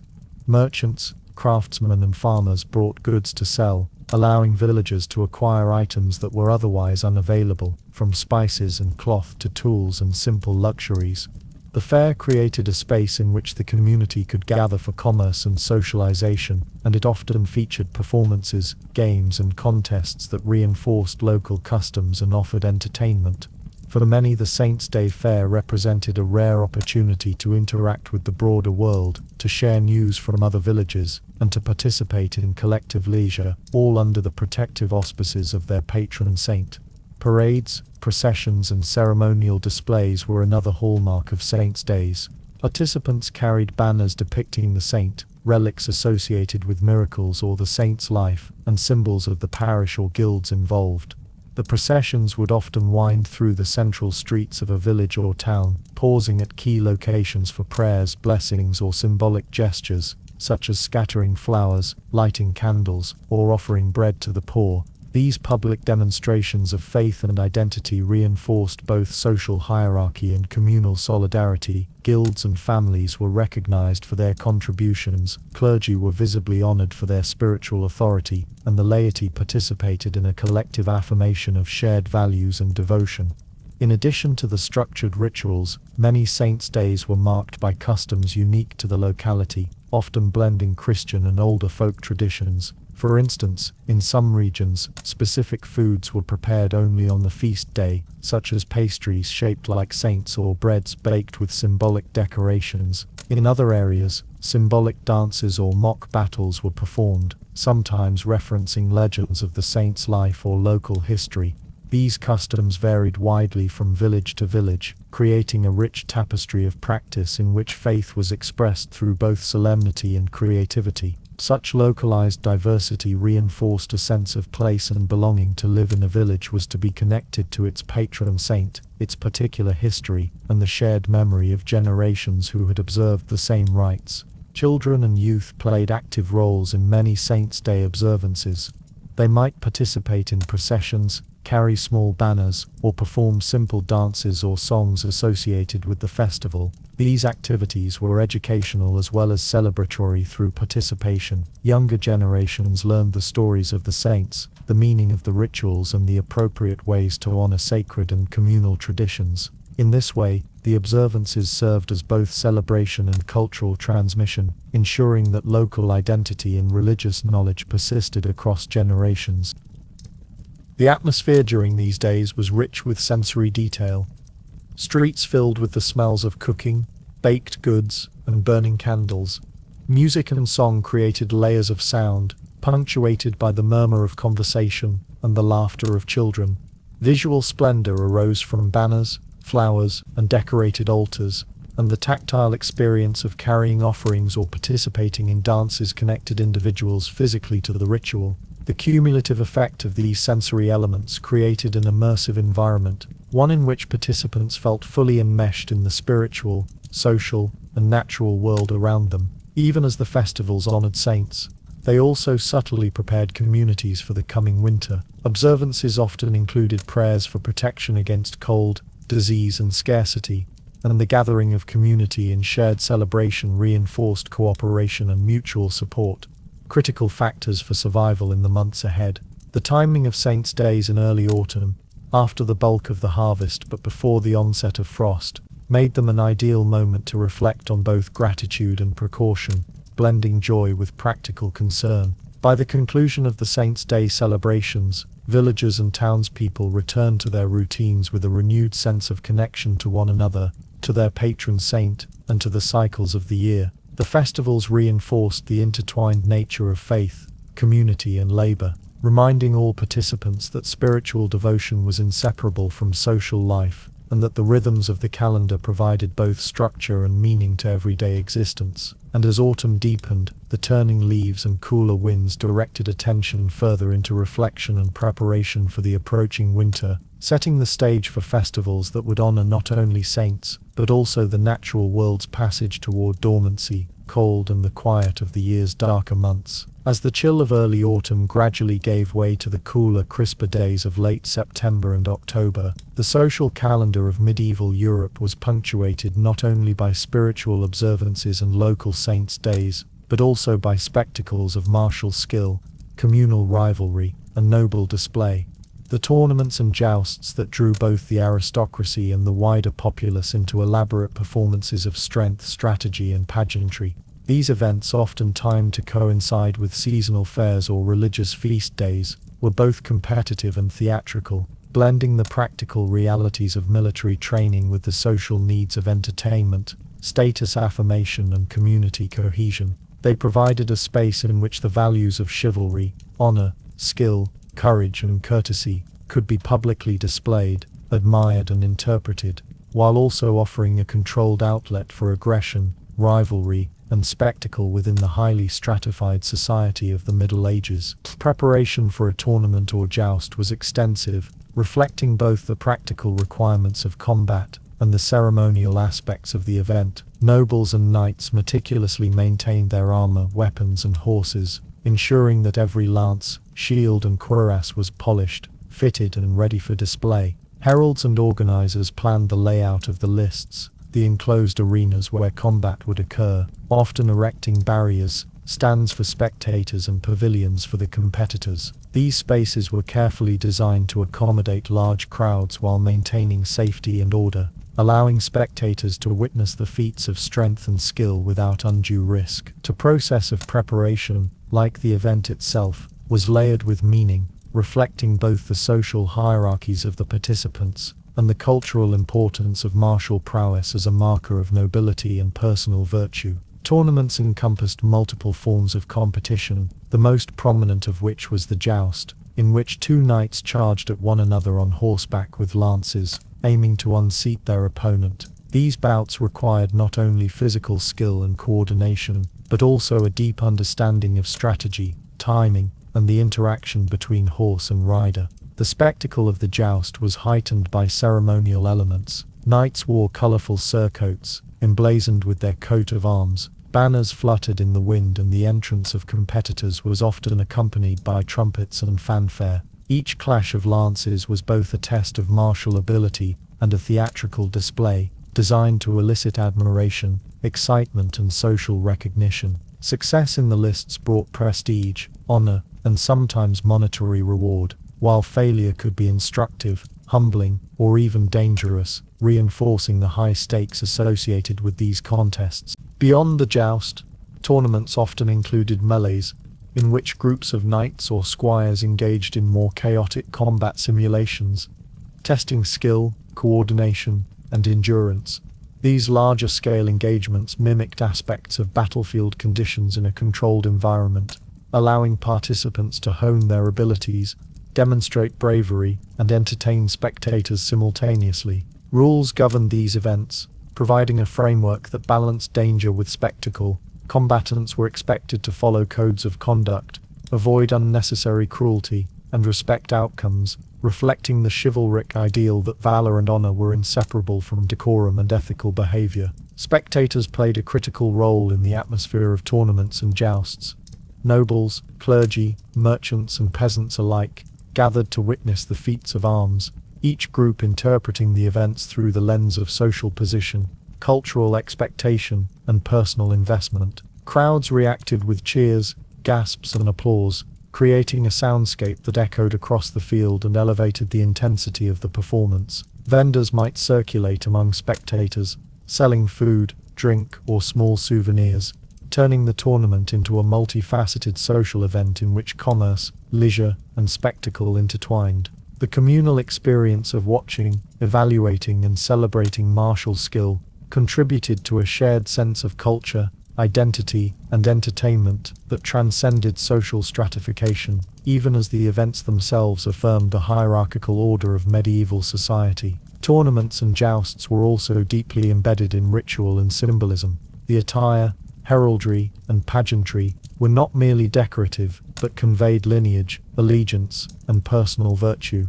Announcements and ceremonies at the beginning of an event often included prayers, blessings, and proclamations, reinforcing the sacred dimension of the competition and linking martial display with divine favor. In some regions, tournaments were dedicated to particular saints, military victories, or noble patrons, blending religious observance with secular celebration. The visual spectacle, the gleam of armor in sunlight, the flourish of banners, the dramatic impact of a lance shattering against a shield, served as a tangible manifestation of cultural ideals, making the abstract concepts of honor, courage, and nobility immediately perceptible to all who witnessed them. In addition to physical skill, tournaments served as forums for social negotiation, alliance building, and the display of wealth and influence. Nobles could demonstrate their resources by sponsoring events, providing lavish prizes, or hosting banquets, while participants showcased not only personal prowess but the quality of their retinues, horses and equipment. Our marriages, political alliances, and patronage arrangements were often discussed or solidified in the context of these gatherings, highlighting the intersection of leisure, politics and social structure. For the broader populace, witnessing such displays reinforced the social hierarchy, while simultaneously allowing ordinary people to participate in the communal excitement of spectacle, ritual and admiration. Children and young squires learned through observation, absorbing techniques, etiquette, and the expectations of martial and social conduct. Apprenticeship within the context of tournaments was both literal and symbolic, learning how to fight, to behave, and to participate in ritualized competition was inseparable from the broader lessons of chivalry, obedience, and social integration. These educational elements ensured the continuity of martial culture, while also preparing the next generation to navigate both the practical and performative dimensions of medieval life. Even after the crowds dispersed and the fields were cleared, the memory of the tournaments and jousts persisted in conversation, song and story. Tales of daring feats, dramatic victories and near misses were retold, contributing to communal identity and offering inspiration for future participants. The festivals of arms thus functioned as both entertainment and instruction, blending the practical needs of military readiness with the symbolic and social imperatives of chivalric culture, all while providing a vivid spectacle that reinforced the rhythms of seasonal celebration and social cohesion. As autumn deepened and the chill of the approaching months became more apparent, attention gradually shifted from the open fields of martial display to the smaller scale yet equally immersive festivals of late harvest, reflection, and preparation for winter. The transition from the communal spectacle of tournaments to the inward-looking rituals of remembrance and pre-winter observances underscored the medieval understanding of time as a continuous flow, punctuated by celebrations, labor, and ritual that carried communities seamlessly from one season to the next. As the colder days of late autumn began to settle over towns and castles, the social focus in medieval Europe shifted inward, from the open-air spectacles of tournaments and processions, to the more intimate yet equally elaborate settings of royal and noble halls. These feasts, held in castles, manor houses, and occasionally in grand urban residences, were events of profound significance, blending culinary artistry, political maneuvering, social display, and ritualized hospitality. Unlike communal harvest festivals or village saints' days, aristocratic banquets were designed to impress, reinforce hierarchy, and assert power, while also adhering to cultural expectations of generosity, refinement,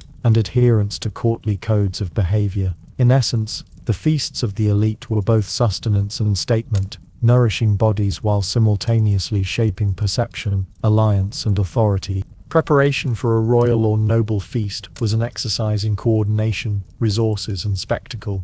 Kitchens were bustling weeks in advance, planning menus that could include dozens of dishes, each carefully timed to ensure that meats, sauces, breads, and desserts arrived at the table in proper sequence and at the correct temperature. Cooks and kitchen staff were highly skilled, often trained through apprenticeship or long-term service, and their work reflected both creativity and precision. Dishes were not merely functional, they were artistic, designed to display abundance, sophistication, and control over the resources of the estate. Exotic spices, imported wines, and delicacies such as peacock, swan, or venison highlighted the wealth and far-reaching influence of the host, reinforcing status and cultivating admiration among the guests. The arrangement of the hall itself was carefully considered. Long tables were often aligned along the central axis of a great hall, with the lord and his family seated at the high table, elevated slightly to signify their social prominence. Tapestries, banners, and heraldic symbols adorned the walls, while candelabras, braziers, and occasionally torches provided both illumination and atmosphere, casting flickering light over polished wooden surfaces, metalware, and fine textiles. Seating arrangements were deliberate, reflecting rank, relationship, and strategic considerations. Allies, important visitors, and influential courtiers were placed close to the host, while servants and lower-ranking attendants remained at peripheral tables or behind the scenes, attending to the logistics of the meal. Every element of the physical setting communicated power, order, and social knowledge. Banquets were highly structured, with courses presented in a sequence that balanced taste, novelty, and spectacle. The meal often began with soups or broths, followed by fish courses, if religious observances required abstention from meat, and then a series of roasted, boiled or baked meats, accompanied by breads, pies, and seasonal vegetables. Sauces were often rich and complex, using combinations of wine, herbs, and spices to create layered flavors. Sweet dishes, tarts, and pastries concluded the main courses, sometimes accompanied by sugared almonds, marzipan figures, or candied fruits, which not only satisfied the palate, but also demonstrated the sophistication and reach of the host's household. Throughout the feast, wine and ale flowed, sometimes served from ornate flagons, or poured by attendants trained in ceremonial presentation, maintaining both hospitality and the rhythm of the gathering. Beyond food, entertainment played a central role in aristocratic feasts. Minstrels, troubadours, and musicians provided music, singing, or instrumental accompaniment, often performing compositions that celebrated chivalric ideals, historical events, or the virtues of the host. Jongleurs and acrobats might demonstrate physical skill or humor, while theatrical interludes, poetry recitals, or elaborate pageantry could be staged within the hall, transforming the dining experience into a multi-sensory event. These performances were not merely for amusement, they reflected the sophistication, cultural literacy, and social connections of the host, reinforcing prestige and demonstrating the household's engagement with the broader currents of art, politics, and education. Political purpose was inseparable from the feast itself. Banquets provided opportunities for negotiation, alliance building, and display of loyalty.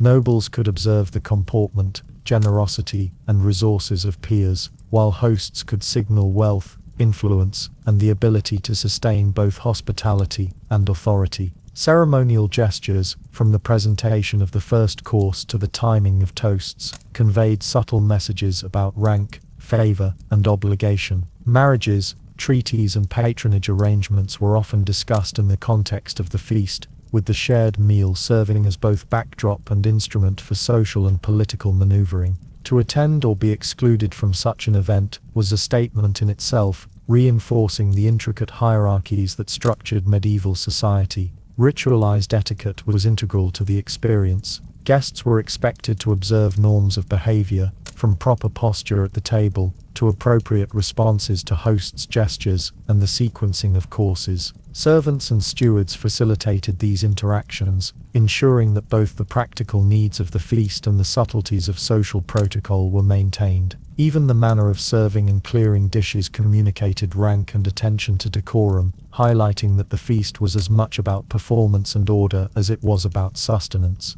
The sensory environment of the banquet hall was immersive. The aroma of roasting meats mingled with the scent of fresh bread and sweet spices. The gleam of polished metalware reflected the flickering light of candles and braziers. The music of strings and wind instruments underscored conversation and laughter, and the touch of fine fabrics, carved furniture, and carefully arranged tableware reinforced the material opulence of the experience. This layering of sensory input reinforced both the emotional and psychological impact of the feast, creating a memory of abundance, sophistication, and social cohesion that persisted long after the last plate was cleared. Feasts also served a pedagogical function for younger members of the household.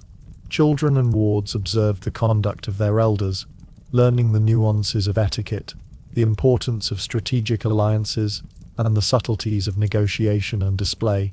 Through observation, participation, and structured mimicry, they internalized the skills and knowledge required to navigate the complex social and political worlds they would eventually inherit, ensuring continuity of culture, behavior, and hierarchy across generations.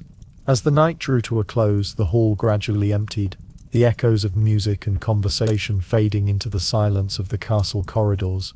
Servants cleared tables, extinguished candles, and stored leftover food, while guests returned to their lodgings, carrying with them not only physical nourishment, but also the symbolic sustenance of connection, alliance, and recognition. The aristocratic feast, in its meticulous orchestration of culinary, visual, auditory, and social elements, had achieved its dual purpose, satisfying immediate needs and reinforcing the enduring structures of power, status, and community.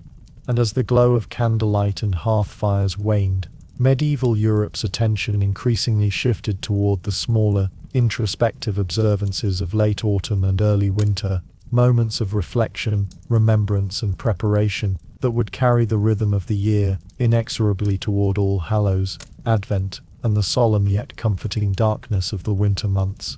As the final leaves of autumn drifted from trees, and the air grew sharper with the promise of approaching winter, villages across medieval Europe turned their attention to annual fairs and markets, events that combined the practical necessity of commerce with the pleasures of social gathering, entertainment, and ritualized celebration. These fairs, often timed to coincide with saints' days, harvest completion, or other notable points in the calendar, were among the few occasions when villagers, merchants, and travelers could converge in a concentrated space, exchanging goods, news, and experiences that were otherwise difficult to access in a largely agrarian and dispersed society. Unlike the intimate aristocratic feasts or the solemnity of religious observances, village fairs were inherently social, commercial, and performative, creating a temporary world of abundance, curiosity, and sensory richness that contrasted sharply with the routine of daily labor. The preparation for a fair began weeks in advance, with local authorities, guilds, and merchants coordinating logistics, stall placement, and security. Open fields, village squares, or town centers were cleared and organized, ensuring space for vendors, entertainers, and visiting participants. Merchants traveled from near and far, sometimes bringing rare or exotic goods, spices, cloth, metals, and imported items that were otherwise inaccessible to ordinary villagers. Artisans displayed their craftsmanship in wood, metal, textiles, and pottery, demonstrating both utility and artistry. Livestock markets were often integral to these gatherings, with farmers presenting animals for sale, trade, or breeding purposes, reinforcing the intertwined nature of agricultural work and social economy. Commerce at fairs was not merely a transactional exchange of goods, but a complex social ritual. Bargaining, haggling, and negotiation were as much about establishing relationships and reputation as they were about securing favorable prices. Merchants learned to recognize returning customers and to adapt their wares to local tastes, while buyers gauged the reliability, skill, and honesty of sellers, creating networks of trust and expectation that extended beyond the fair itself. In addition to goods, services such as repair work, entertainment, and temporary lodging were offered, demonstrating the multifunctional nature of the fair as a hub of social, economic, and cultural exchange. Entertainment and performance were central to the sensory experience of the fair. Jugglers, acrobats, minstrels, and storytellers roamed the crowded pathways, offering diversion and delight. Sometimes, traveling troupes staged small plays or moral dramas, drawing audiences that spanned all ages and social standings. Competitions, games of skill, and contests for prizes added to the excitement, creating a dynamic environment in which participants could engage actively with the spectacle. These entertainments not only provided amusement, but also offered opportunities for individuals to gain recognition, prestige, or material reward, reinforcing social hierarchies and community connections even amid the seemingly egalitarian space of public gathering. Fairs also functioned as moments of ritualized marking within the seasonal calendar. Certain fairs were explicitly associated with saints' feast days, commemorating local or regional religious figures, and thus combined spiritual observance with secular enjoyment. Processions, blessings of animals, and ceremonial inaugurations often occurred alongside commercial and entertainment activities, producing a layered, multi-dimensional experience in which sacred and mundane activities coexisted. This integration of the spiritual and practical reflected a broader medieval understanding of life as continuous, in which devotion, labor, and recreation were interwoven rather than separate. Food was an essential element of the fair, both as sustenance and as a marker of festivity. Vendors sold prepared dishes such as meat pies, pastries, spiced breads and roasted meats, allowing villagers to indulge in flavors and ingredients that were otherwise uncommon in daily diets. Ale, mead and wine flowed freely, providing warmth and conviviality amid the cooling air, while sweets and confections attracted children and adults alike. The act of sharing food, sampling new flavors, and partaking in communal consumption reinforced social bonds, creating an atmosphere of abundance and celebration that contrasted with the scarcity and routine of agrarian life. The spatial arrangement and visual spectacle of the fair contributed to its immersive quality.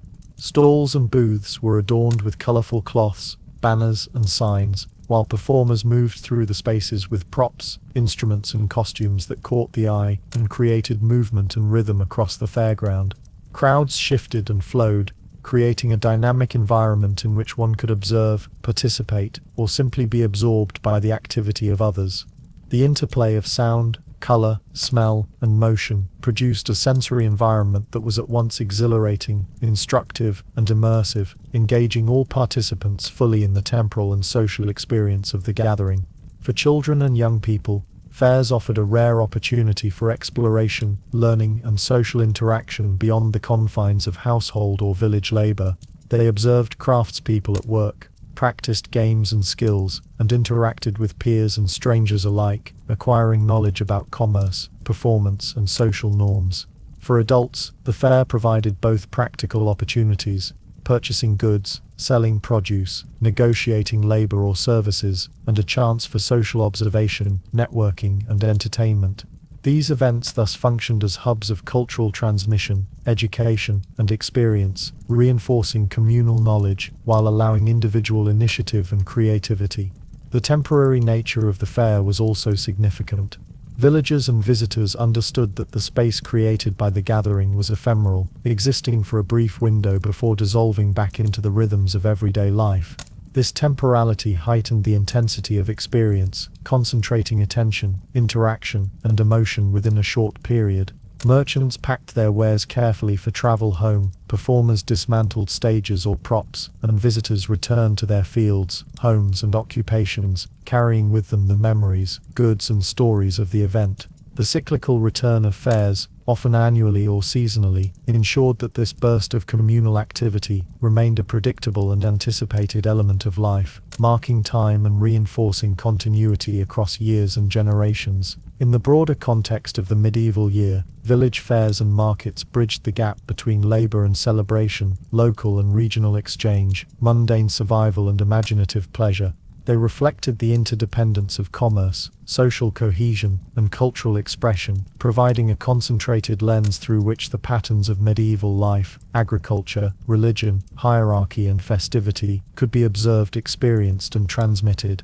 The fairs, like other festivals, were at once practical, social, and symbolic, sustaining communities materially, socially, and psychologically as the seasons turned inexorably toward winter. As the fair concluded and the crowds dispersed, the atmosphere gradually returned to the quieter rhythms of village life. Pathways cleared, stalls dismantled, and the last performers disappeared, leaving behind traces of activity in the form of scattered goods, lingering aromas, and vivid memories. These recollections, however, sustained the community, reinforcing identity, social bonds, and anticipation for future gatherings, while also marking the transition into the colder, introspective, and more spiritually oriented festivals that would dominate the pre-winter months. As the frost of early winter began to brush the fields and the days shortened into long stretches of shadow and cold, the auditory and performative dimensions of medieval festival life assumed a heightened significance. Music, dance, and performance became central elements of communal experience, providing both entertainment and structured expression in a society in which the rhythms of work, worship, and seasonal change were otherwise rigidly prescribed.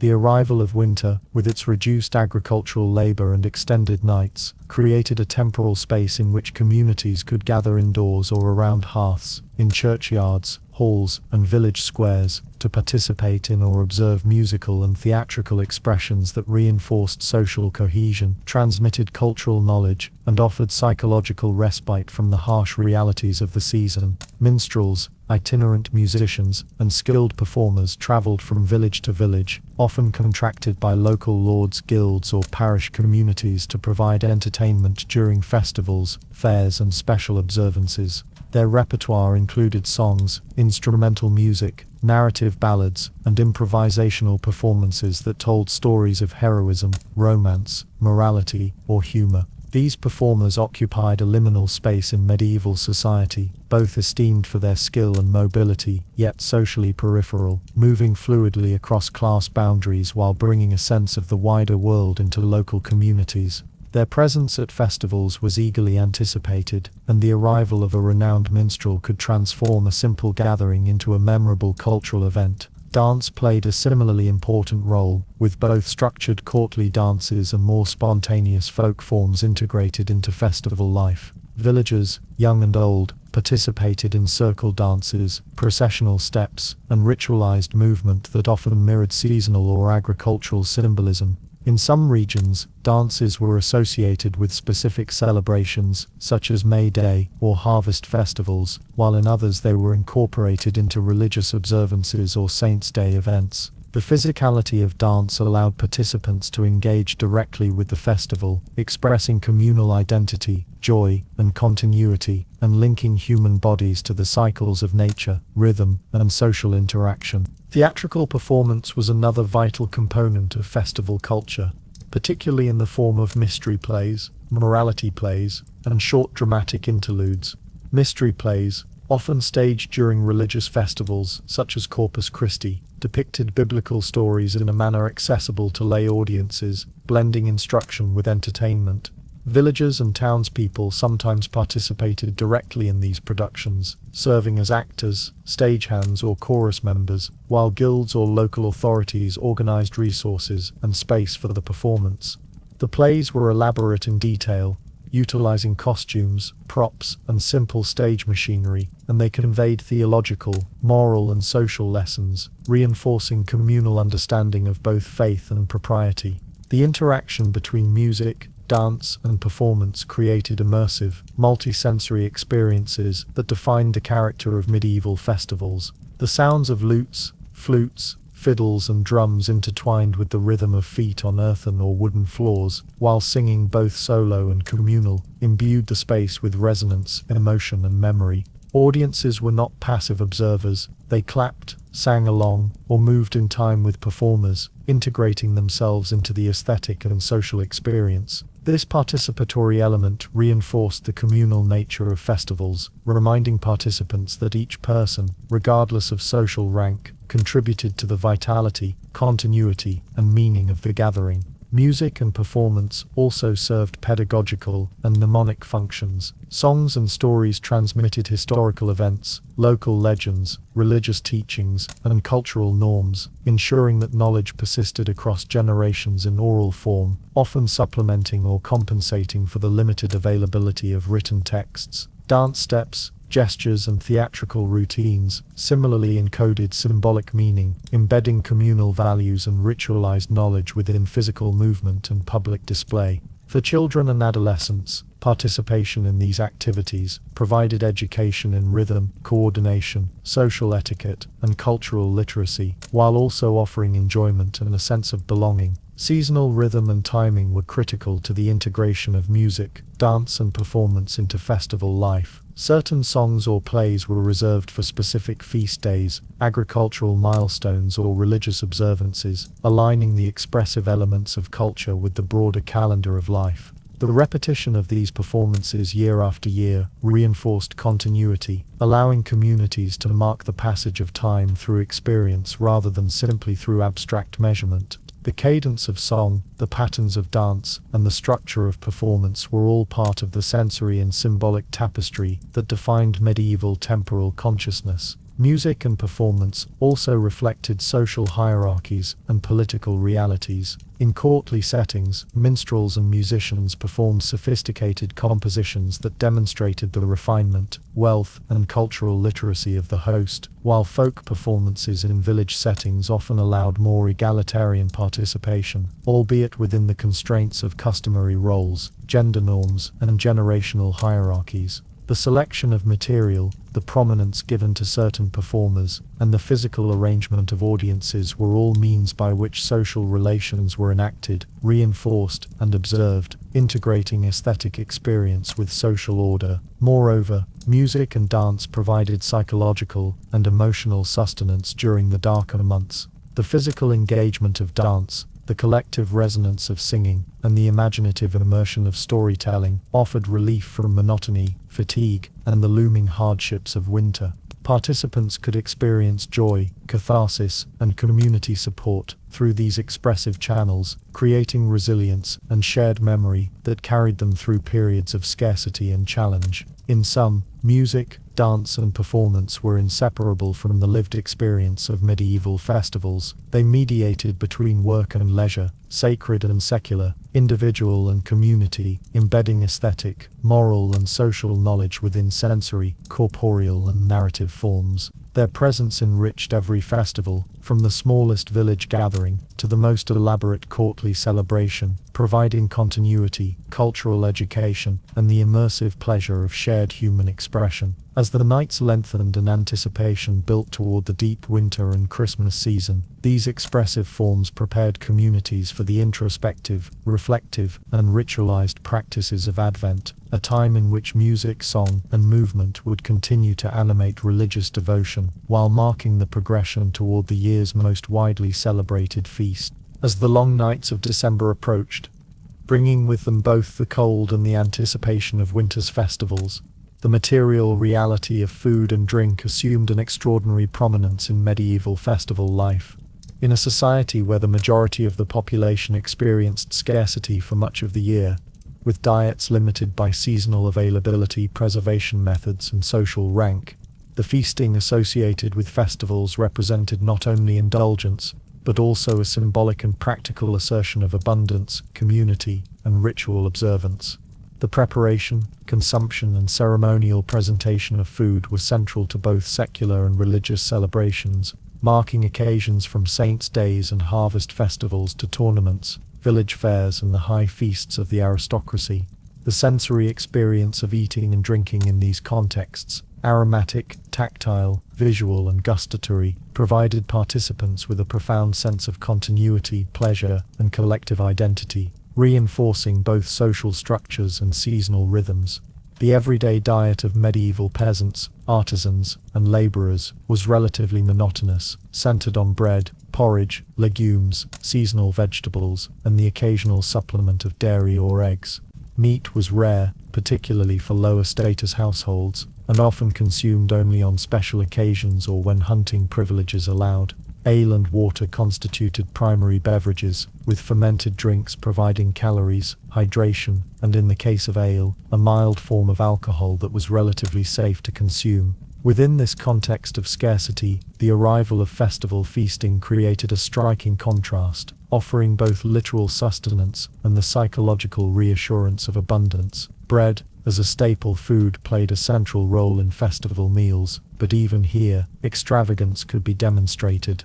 Elaborate loaves, sometimes shaped into symbolic forms such as animals, saints, or heraldic symbols, were prepared to mark particular occasions. The size, refinement, and presentation of bread distinguished festival consumption from everyday practice, signaling celebration, wealth, and attention to ritual propriety. In noble households, bread might be enriched with eggs, butter, or fine flour, while in village settings larger or more decorated loaves marked communal sharing and ritualized generosity. The breaking and sharing of bread often carried symbolic weight, echoing religious imagery and reinforcing communal bonds. Ale, mead, and wine were similarly elevated during festivals. In addition to their nutritional content, these beverages served social and symbolic functions, lubricating conversation, facilitating celebration, and marking the occasion as distinct from ordinary life. Ale houses, taverns and domestic spaces provided venues for communal consumption, while in larger gatherings such as fairs or aristocratic banquets, drink was served with ceremony, sometimes accompanied by toasts, blessings, or ritualized pouring practices. For those of higher status, imported wines, spiced meads, or fruit-infused drinks demonstrated both access to distant markets and the cultural sophistication of the host, reinforcing prestige and hierarchy within the festive experience. Meat, when available, occupied a position of both material and symbolic prominence. Roasted fowl, venison, pork, or beef, sometimes prepared with rich sauces or preserved in spices, were central to noble feasts, tournaments, and large-scale village celebrations.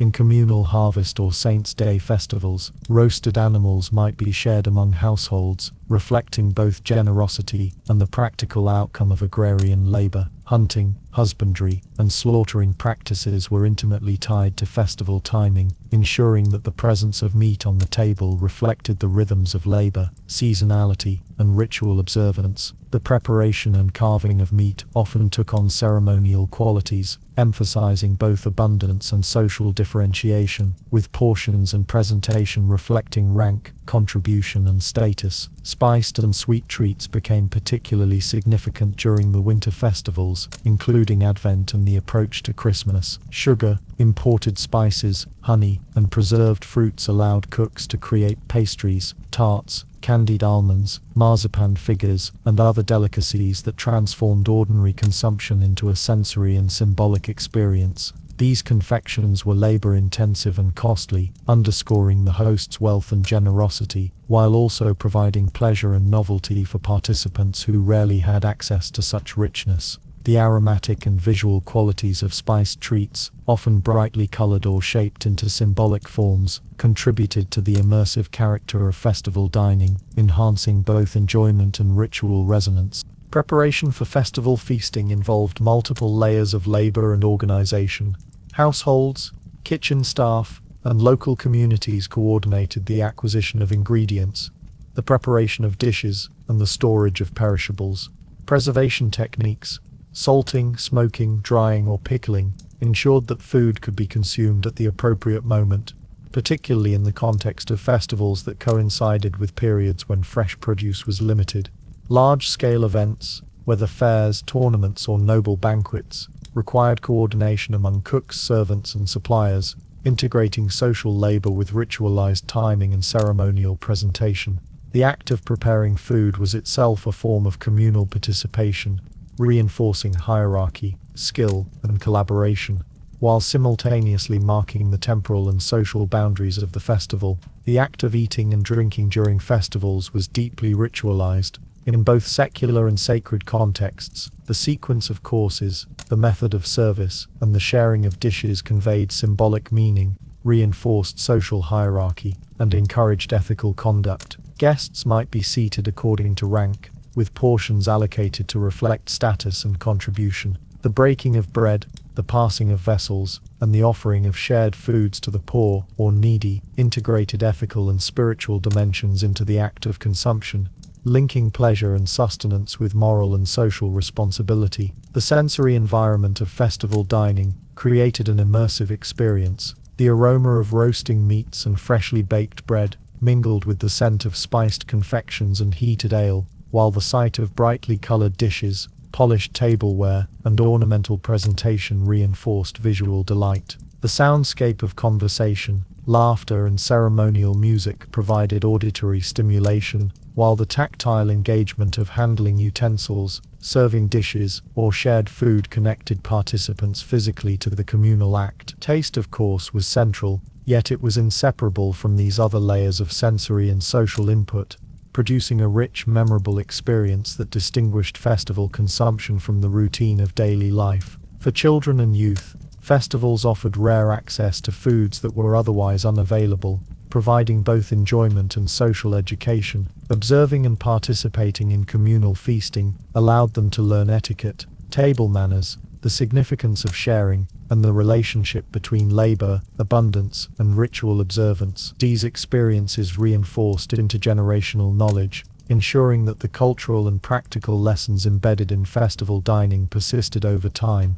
Through the act of eating and drinking, medieval communities marked the passage of the year, celebrated labor and bounty, and reinforced social cohesion. Feast and famine, scarcity and abundance, routine and spectacle were juxtaposed in these events, highlighting the deeply relational and symbolic dimensions of food. Even as the warmth of the hearth and the glow of candlelight created comfort, participants were reminded of both the pleasures and responsibilities that came with access to abundance, embedding within the festival experience an awareness of community, hierarchy, and the cycles of the natural world. As the revelry of food and drink drew to a close, the anticipation of deeper winter, the introspective observances of Advent, and the forthcoming celebration of Christmas began to shape daily life. The sensory richness of feasting had provided sustenance, social bonding, and symbolic affirmation, but it also paved the way for quieter, reflective, and anticipatory practices that would dominate the darkest months of the year,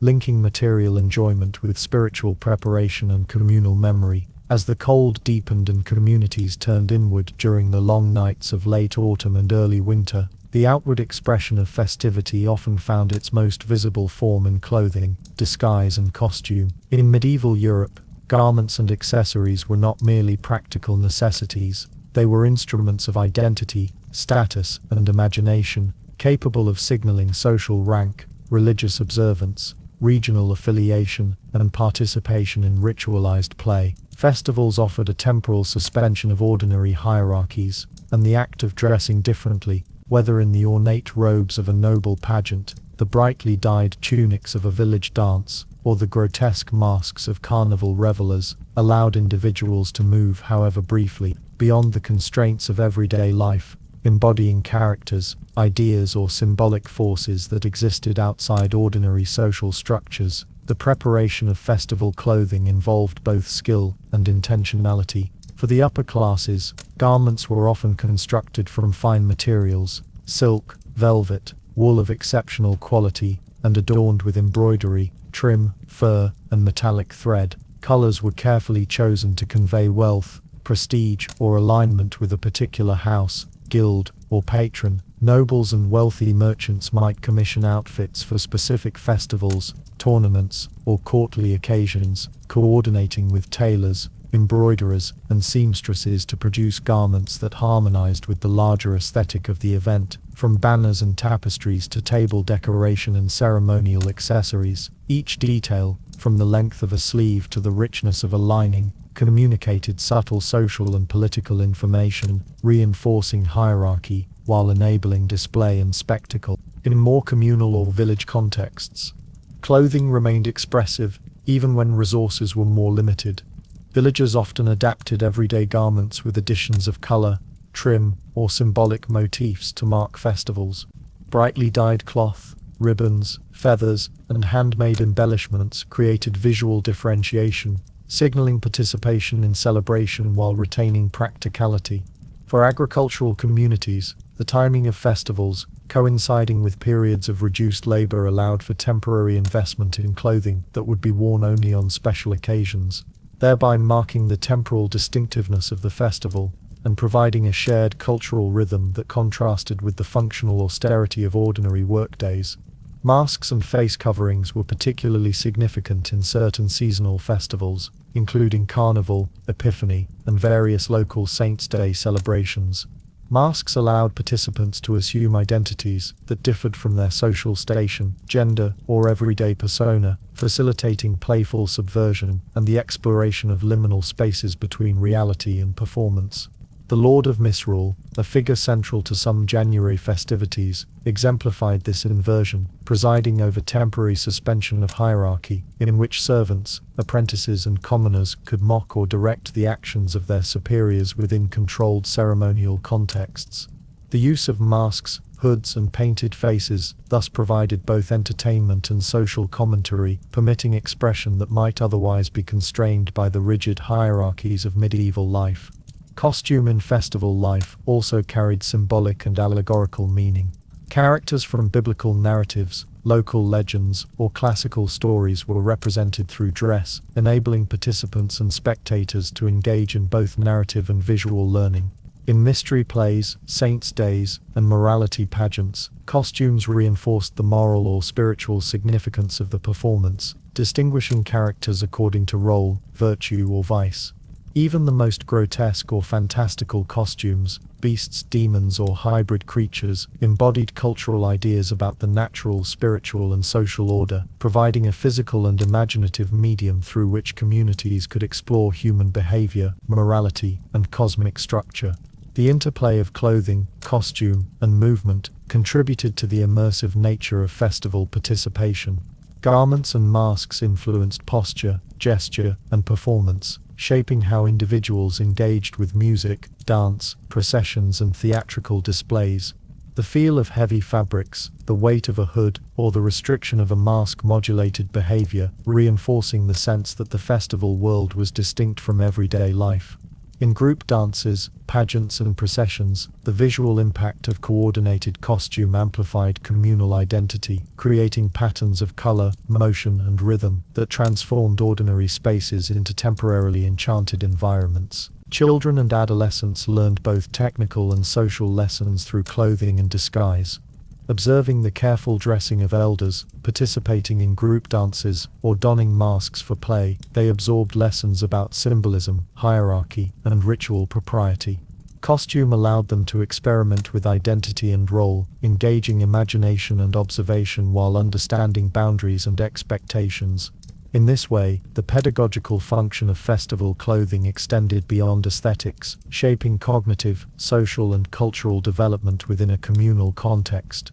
Gender and status played nuanced roles in the use of costume and disguise. Certain garments or masks were reserved for men, women, or specific age groups, reflecting the codification of roles while simultaneously permitting temporary play with those roles. Women might participate in dances or theatrical performance in ways that highlighted both decorum and creativity, while men's costumes often emphasized physicality, martial skill, or social authority. The balance between adherence to social norms and playful transgression was carefully calibrated, producing a tension that both entertained and reinforced cultural understanding. Even the materials themselves carried significance. Feathers, fur, ribbons, metallic threads, and colored dyes were not only decorative but indicative of economic and social capital, geographic connections, and craft skill. The visual richness of costumes contributed to the festival's sensory environment, drawing attention, creating focal points for communal gaze, and enhancing the theatricality of movement and performance. In this sense, clothing and disguise were integral to the overall architecture of medieval festival experience, shaping perception, interaction, and meaning. The temporality of festival garments reinforced the distinction between everyday life and celebration. Just as fairs, feasts, and performances were bounded in time, so too were the costumes and masks. Some were worn only for a single event, others for the duration of a seasonal cycle, after which they were carefully stored, repaired, or passed on to younger generations. This cyclical practice linked clothing to memory, anticipation, and communal rhythm, embedding material culture within the broader temporal framework of the year, and marking the passage of time in visible performative terms. In sum, festive clothing, masks, and costume were central to the immersive and symbolic quality of medieval festival life. They allowed individuals to inhabit temporary roles, explore imagination, and participate in communal performance, while simultaneously reinforcing social norms, hierarchies, and cultural continuity. In the interplay of fabric, color, ornamentation, and disguise, medieval communities found a medium for expression, education, and shared experience that both distinguished festivals from routine life and deepened the rhythm of the annual calendar. As winter's depth increased and the preparations for Christmas approached, the visual and performative language of costume and disguise seamlessly intertwined with feasting, music, and ritual observance, creating a fully immersive sensory and social landscape that would culminate in the year's most widely celebrated and spiritually significant festival. As the rhythm of the seasons guided medieval life toward the coldest months, festivals emerged as spaces in which the rigid structures of social hierarchy were both visible and, for brief moments, playfully suspended. Medieval Europe was characterized by a deeply entrenched social order, in which peasants, clergy, and nobles each occupied distinct codified roles. Peasants labored on the land, bound by obligations to lords. Clergy mediated spiritual life, enforcing moral and doctrinal norms. Nobles commanded military and economic power, often acting as patrons for both sacred and secular festivities. Yet, within the framework of festival celebration, these social boundaries were paradoxically both emphasized and temporarily subverted, creating an environment in which communal engagement, ritual inversion, and performative expression coexisted with hierarchy and control. In village and town settings, festivals often highlighted the distinctiveness of each social group. Peasants contributed labor, brought produce, or participated in dances, while observing the wealth and spectacle of noble patronage. Nobles in turn used festivals to demonstrate authority, generosity, and refinement, hosting banquets, commissioning music, and overseeing tournaments or pageants. Clergy monitored and participated in ritual observances, blessing processions, leading prayers, or organizing mystery plays. The juxtaposition of these roles made hierarchy visible, yet the very act of gathering in a shared festive space allowed for interactions that were otherwise constrained by everyday obligations. Observers and participants noted the interplay of wealth, skill, devotion, and labor, embedding social knowledge within the experience of celebration. One of the most striking mechanisms by which festivals temporarily blurred social distinctions was the phenomenon of ritual inversion. Certain feasts, particularly those associated with the Christmas season, Carnival, or Epiphany, permitted structured subversion of ordinary roles. The Lord of Misrule, for example, could be a commoner appointed to preside over revelry, directing nobles and peers in playful mockery, or orchestrating communal games. Apprentices might command their masters in jest, and servants could participate in theatrical or musical performance on a near equal footing with higher status individuals. These inversions, however, were tightly regulated, lasting only for the duration of the festival, and reinforcing the normal order. By contrast, the temporary liberation underscored, rather than erased, existing hierarchies. Communal dances, processions, and games similarly reflected the interplay of hierarchy and inclusion. Peasants, clergy, and nobles might all be present in a shared space, moving to the rhythm of music, observing theatrical performance, or engaging in competitions. Yet spatial arrangements, costume, and access to resources often distinguished participants according to rank. Nobles might occupy elevated platforms, distinguished seats, or central positions in the procession, while peasants engaged at ground level or in peripheral areas. Even in ostensibly egalitarian activities, such as circle dances or community games, gestures, positions, and role allocation were subtly coded to reflect social knowledge, maintaining the implicit understanding of who belonged where and in what capacity. Feasting was another arena, in which social distinctions were both celebrated and temporarily mediated. While communal consumption occurred in village festivals, the distribution of dishes, beverages, and delicacies often reflected hierarchy. Nobles and clergy received the richest cuts of meat, spiced dishes, and imported beverages, while peasants shared simpler fare, though still marked by abundance relative to everyday meals. At the same time, the shared enjoyment of food facilitated social bonding, creating a collective sense of participation and celebration that allowed the lower status participants to experience inclusion, and the higher status participants to demonstrate generosity, hospitality, and moral authority. Festivals also provided opportunities for social observation, negotiation, and reinforcement of alliances. Peasants could demonstrate skill, loyalty, or craft in performances, competitions, or labor contributions, which could enhance reputation or favor with local lords. Clergy could observe community adherence to moral norms, adjudicate disputes, or reinforce doctrinal messages through sermons, music, or ritual. Nobles used festivals to display wealth, reward loyalty, and cultivate networks among peers and subjects. In this sense, the temporary blurring of boundaries did not threaten the social order, rather it reinforced knowledge of roles, obligations and expectations through structured participation and observation. Children and adolescents experienced a dual lesson in hierarchy and inclusion during festivals. Participation in dances, music, and theatrical performances allowed them to navigate social spaces, experiment with roles, and internalize knowledge of social norms. At the same time, observation of adults in positions of authority, generosity, or ceremonial function taught them about rank, behavior, and communal responsibility. These experiences contributed to social education, ensuring that the rhythms and meanings of hierarchy were transmitted and understood across generations, even within contexts of playful inversion or temporary egalitarianism. Religious observances intertwined with social structure in ways that both reinforced and mediated hierarchy. Processions, masses, and mystery plays were led or sanctioned by clergy, with participation by laity, often stratified according to rank, wealth, or office. Yet the performative and participatory elements of these observances allowed peasants and commoners a visible, meaningful role within sacred time. Singing in choirs, carrying banners, or participating in dramatized biblical scenes enabled inclusion, while maintaining the primacy of clerical authority, illustrating the careful balance between hierarchy and communal engagement that characterized medieval festival culture. Even the spatial organization of festival grounds reflected the interplay of social order and inclusion. Market stalls, performance areas, processional routes and banquet halls were arranged to provide visibility, access, and participation for different groups, while simultaneously signaling rank and authority.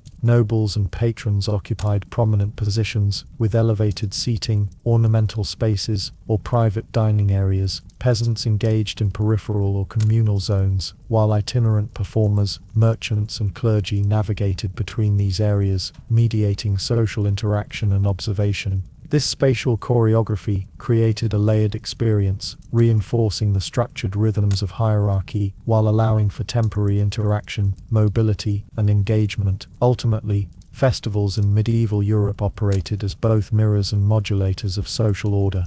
They made visible distinctions in wealth, labor, and status, while providing controlled opportunities for participation, inversion, and expression. The interplay of hierarchy and communal engagement created an immersive, reflective, and socially instructive experience, allowing participants to understand their place within the larger structure of medieval life while enjoying moments of temporary freedom, amusement, and collective identity. As the year pressed further into winter, and the quiet anticipation of Christmas approached, the lessons and rhythms of social participation, role inversion, and communal engagement set the stage for the introspective, ceremonial, and immersive observances of Advent, in which hierarchy, ritual, and personal reflection would intertwine in preparation for the central festival of the season. As the medieval calendar drew ever closer to the culmination of the year's festivals, the tension between communal revelry and ecclesiastical regulation became increasingly visible.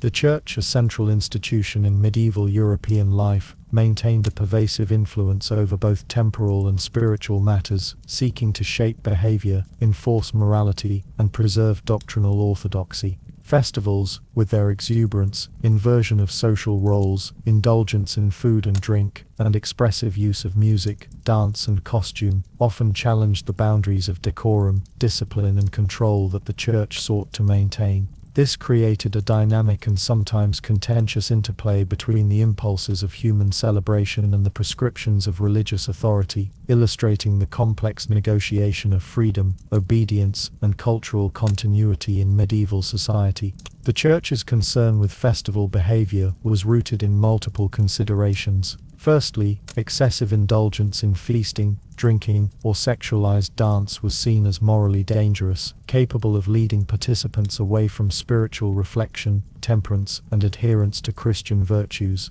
Secondly, the inversion of social roles and the playful subversion embodied in figures such as the Lord of Misrule or carnival jesters threatened to undermine hierarchical order if left unchecked. Thirdly, theatrical and performative elements, including mystery plays, secular drama, and bawdy songs, presented the potential for doctrinal error, misinterpretation, or scandal, particularly when performed outside controlled liturgical or parish contexts. Finally, the Church recognized that festivals were not merely spiritual phenomena, but also social and economic events, influencing labor, market activity, and communal cohesion, and thus sought to ensure that their outcomes aligned with broader moral and social objectives. Ecclesiastical attempts at regulation manifested in a variety of ways, ranging from prescriptive rules in canon law to localized oversight by parish priests, bishops, or monastic authorities. Festive periods such as Advent and Lent were formally defined as times of fasting, prayer, and reflection, yet the exuberance of preceding celebrations, such as carnival or harvest festivals, often conflicted with these expectations. Church authorities issued guidance concerning appropriate behavior, dietary restrictions, and permissible forms of entertainment, sometimes sanctioning or endorsing particular performances while condemning others. Clergy might attend fairs, processions, or public dances to supervise adherence to decorum, or intervene in cases of excessive or unseemly conduct. One prominent area of controversy involved the temporality and intensity of festive indulgence. While the Church acknowledged the value of communal celebration in maintaining morale, reinforcing communal bonds, and enacting symbolic cycles of life, it was wary of prolonged or excessive merrymaking that could overshadow spiritual priorities. Feast days that coincided with agricultural or seasonal labor often blurred boundaries between sacred and secular activity, with lay participants sometimes prioritizing pleasure over devotion. The Church's response included emphasizing the spiritual framing of festivals, integrating prayers, processions, or moral instruction alongside communal enjoyment, and condemning behaviors deemed licentious, blasphemous, or socially destabilizing. Music, dance, and theatrical performance were also frequent subjects of ecclesiastical scrutiny. Secular songs with bawdy or irreverent content, masked performances that encouraged misbehavior, and dramatic representations that diverged from sanctioned biblical or moral narratives attracted censure from clerical authorities. At the same time, religious pageantry, mystery plays, and devotional song were promoted as means of edifying the laity, transmitting doctrinal knowledge, and aligning enjoyment with spiritual instruction. The distinction between acceptable and unacceptable performance often rested on interpretation, intent, and context, creating a spectrum of regulation that varied across regions, parishes, and social strata. Costume and disguise, particularly in carnival-like events, were another locus of ecclesiastical concern. Masks, grotesque attire, and the temporary inversion of social roles could enable behaviors that the Church deemed morally risky or socially subversive. Clergy sometimes condemned the excessive use of disguise, the mockery of authority, or the overtly sexualized nature of certain dances or performances. However, many festivals were tolerated, provided they were bounded temporally and geographically, framed within communal or religious observance, and did not result in public scandal. This negotiation highlights the Church's pragmatic approach, acknowledging human desires for celebration while asserting moral oversight and maintaining social order. Food and drink, similarly, were regulated by Church-imposed fasting, abstinence, and feast day prescriptions. While communal abundance was celebrated, clerical authorities delineated periods of permissible indulgence and periods of restraint, particularly during Lent, Advent, and other penitential seasons. Violations of these prescriptions, whether in urban centers or rural villages, could result in admonition, penance, or public censure. Yet the interplay of scarcity, seasonal labor, and cultural expectation often produced tensions, as the natural rhythm of celebration and human appetite clashed with the prescribed spiritual calendar. Even the spatial and social dimensions of festival life were subject to ecclesiastical oversight. Processional routes, market locations, and public performance spaces could be sanctioned or restricted.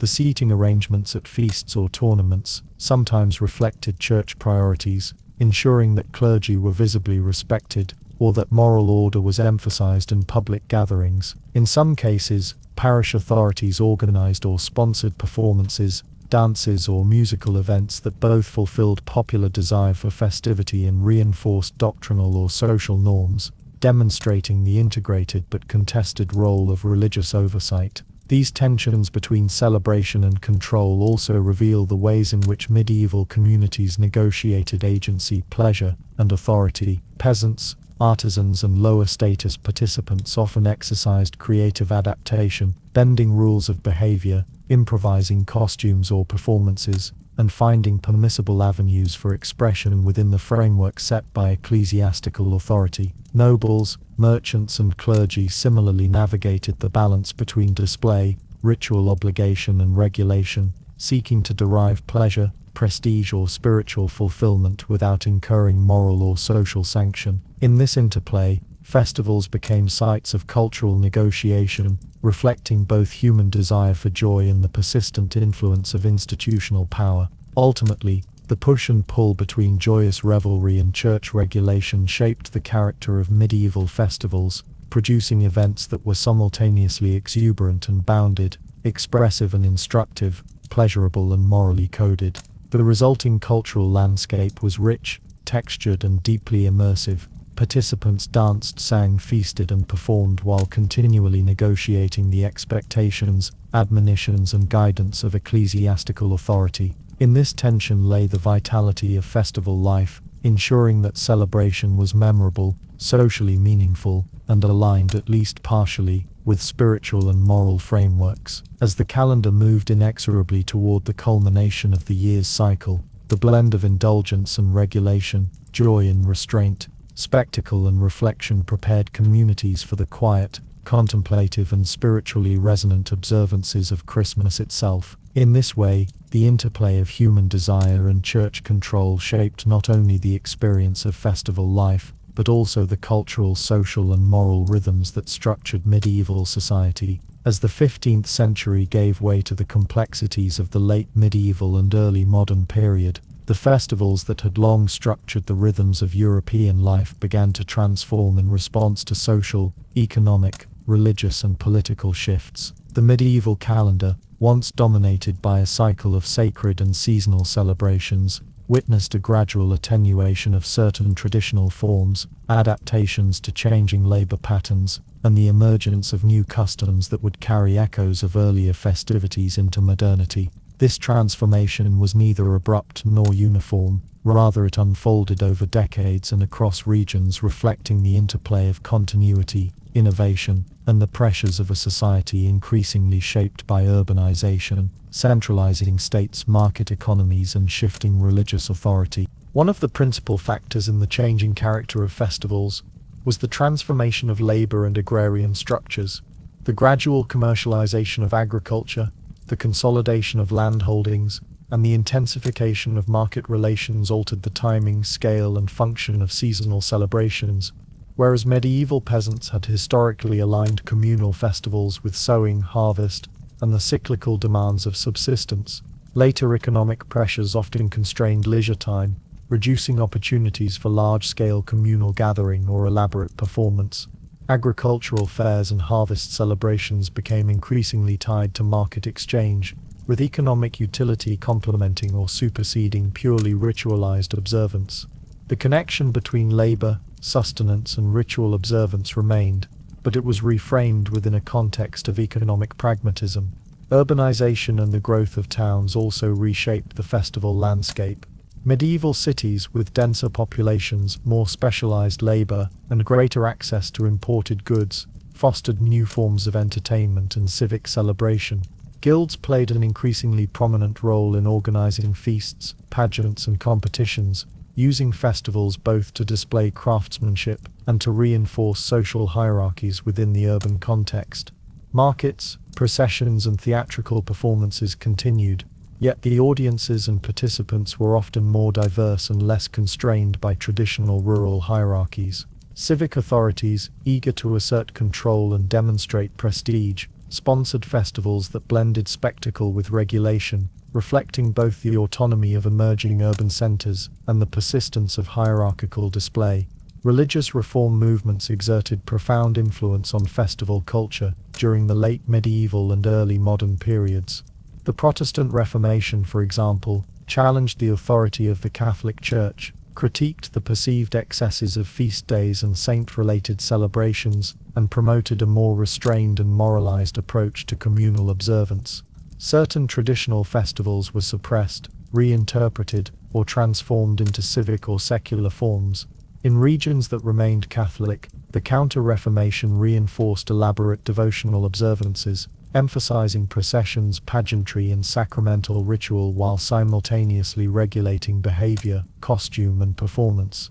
Across Europe, the interaction of doctrinal reform and local custom produced a patchwork of continuity and adaptation, reflecting both resistance and accommodation within communities.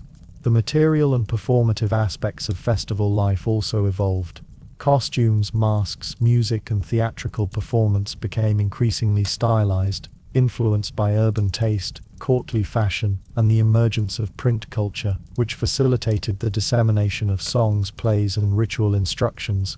Noble and royal households continued to host lavish banquets, tournaments, and ceremonial displays, but these events increasingly served political, diplomatic, and cultural functions, rather than simply marking seasonal or sacred time. Villages and towns retained certain communal customs, yet these often incorporated elements from urban spectacle or aristocratic fashion, producing hybrid forms of celebration that preserved the memory of medieval ritual while adapting to new social realities. Economic factors further influenced the transformation of food and drink in festivals. The importation of sugar, spices, and exotic foods expanded the range of culinary possibility, yet rising costs and urban regulation altered access and consumption patterns. Peasant and artisan households, constrained by changing labor demands, had fewer opportunities for elaborate communal feasting, while urban markets and guild-sponsored events increasingly mediated the presentation and distribution of festival foods. Even as abundance continued to symbolize celebration, it became more differentiated, with social and economic status increasingly determining the richness, variety, and ceremonial display of food. Despite these transformations, the underlying rhythms and meanings of festival life persisted. Seasonal markers, religious observance, and communal gathering remained central to social cohesion, identity formation, and cultural memory. Children continued to learn through observation and participation. Costume and disguise persisted as modes of play and expression, and music, dance, and performance maintained their immersive role in shaping communal experience. Festivals, though transformed, retained their power to structure time, reinforce values, and provide moments of shared joy and reflection within a complex and changing world. The late medieval and early modern periods also witnessed the secularization of certain festival forms. Carnival traditions, village fairs, and harvest celebrations gradually incorporated secular entertainments, commercial transactions, and civic rituals, producing events that combined historical memory, cultural performance, and economic utility. Elements such as masquerade, pageantry, music, and dance were retained, yet their symbolic or religious significance often became less explicit, allowing participation across a broader social spectrum and creating continuity with past forms even as original meanings were adapted. By the end of the early modern period, many medieval festivals had disappeared, persisted in altered form, or been reinterpreted in civic, secular, or hybrid contexts. Nevertheless, echoes of medieval practice endured in contemporary celebrations, including Christmas traditions, May Day festivities, harvest fairs, masquerades, and civic pageantry. The sensory, performative, and communal dimensions of these modern events, costume, music, food, ritualized games, and seasonal marking, can be traced directly to the medieval festival calendar, demonstrating the enduring cultural and social resonance of practices that once structured life, labor, and leisure in the slow rhythm of the medieval year. In essence, the decline and transformation of medieval festivals illustrate both the adaptability of human cultural practice and the persistence of memory across centuries. As economic, social, and religious structures shifted, communities retained the essential functions of festival life, marking time, celebrating abundance, negotiating social relations, and engaging imagination and ritual. In this continuity and adaptation lies the profound legacy of medieval festivals, a legacy that continues to shape the communal, performative, and celebratory rhythms of contemporary life, connecting modern participants to centuries of ritualized experience, sensory engagement, and shared human expression.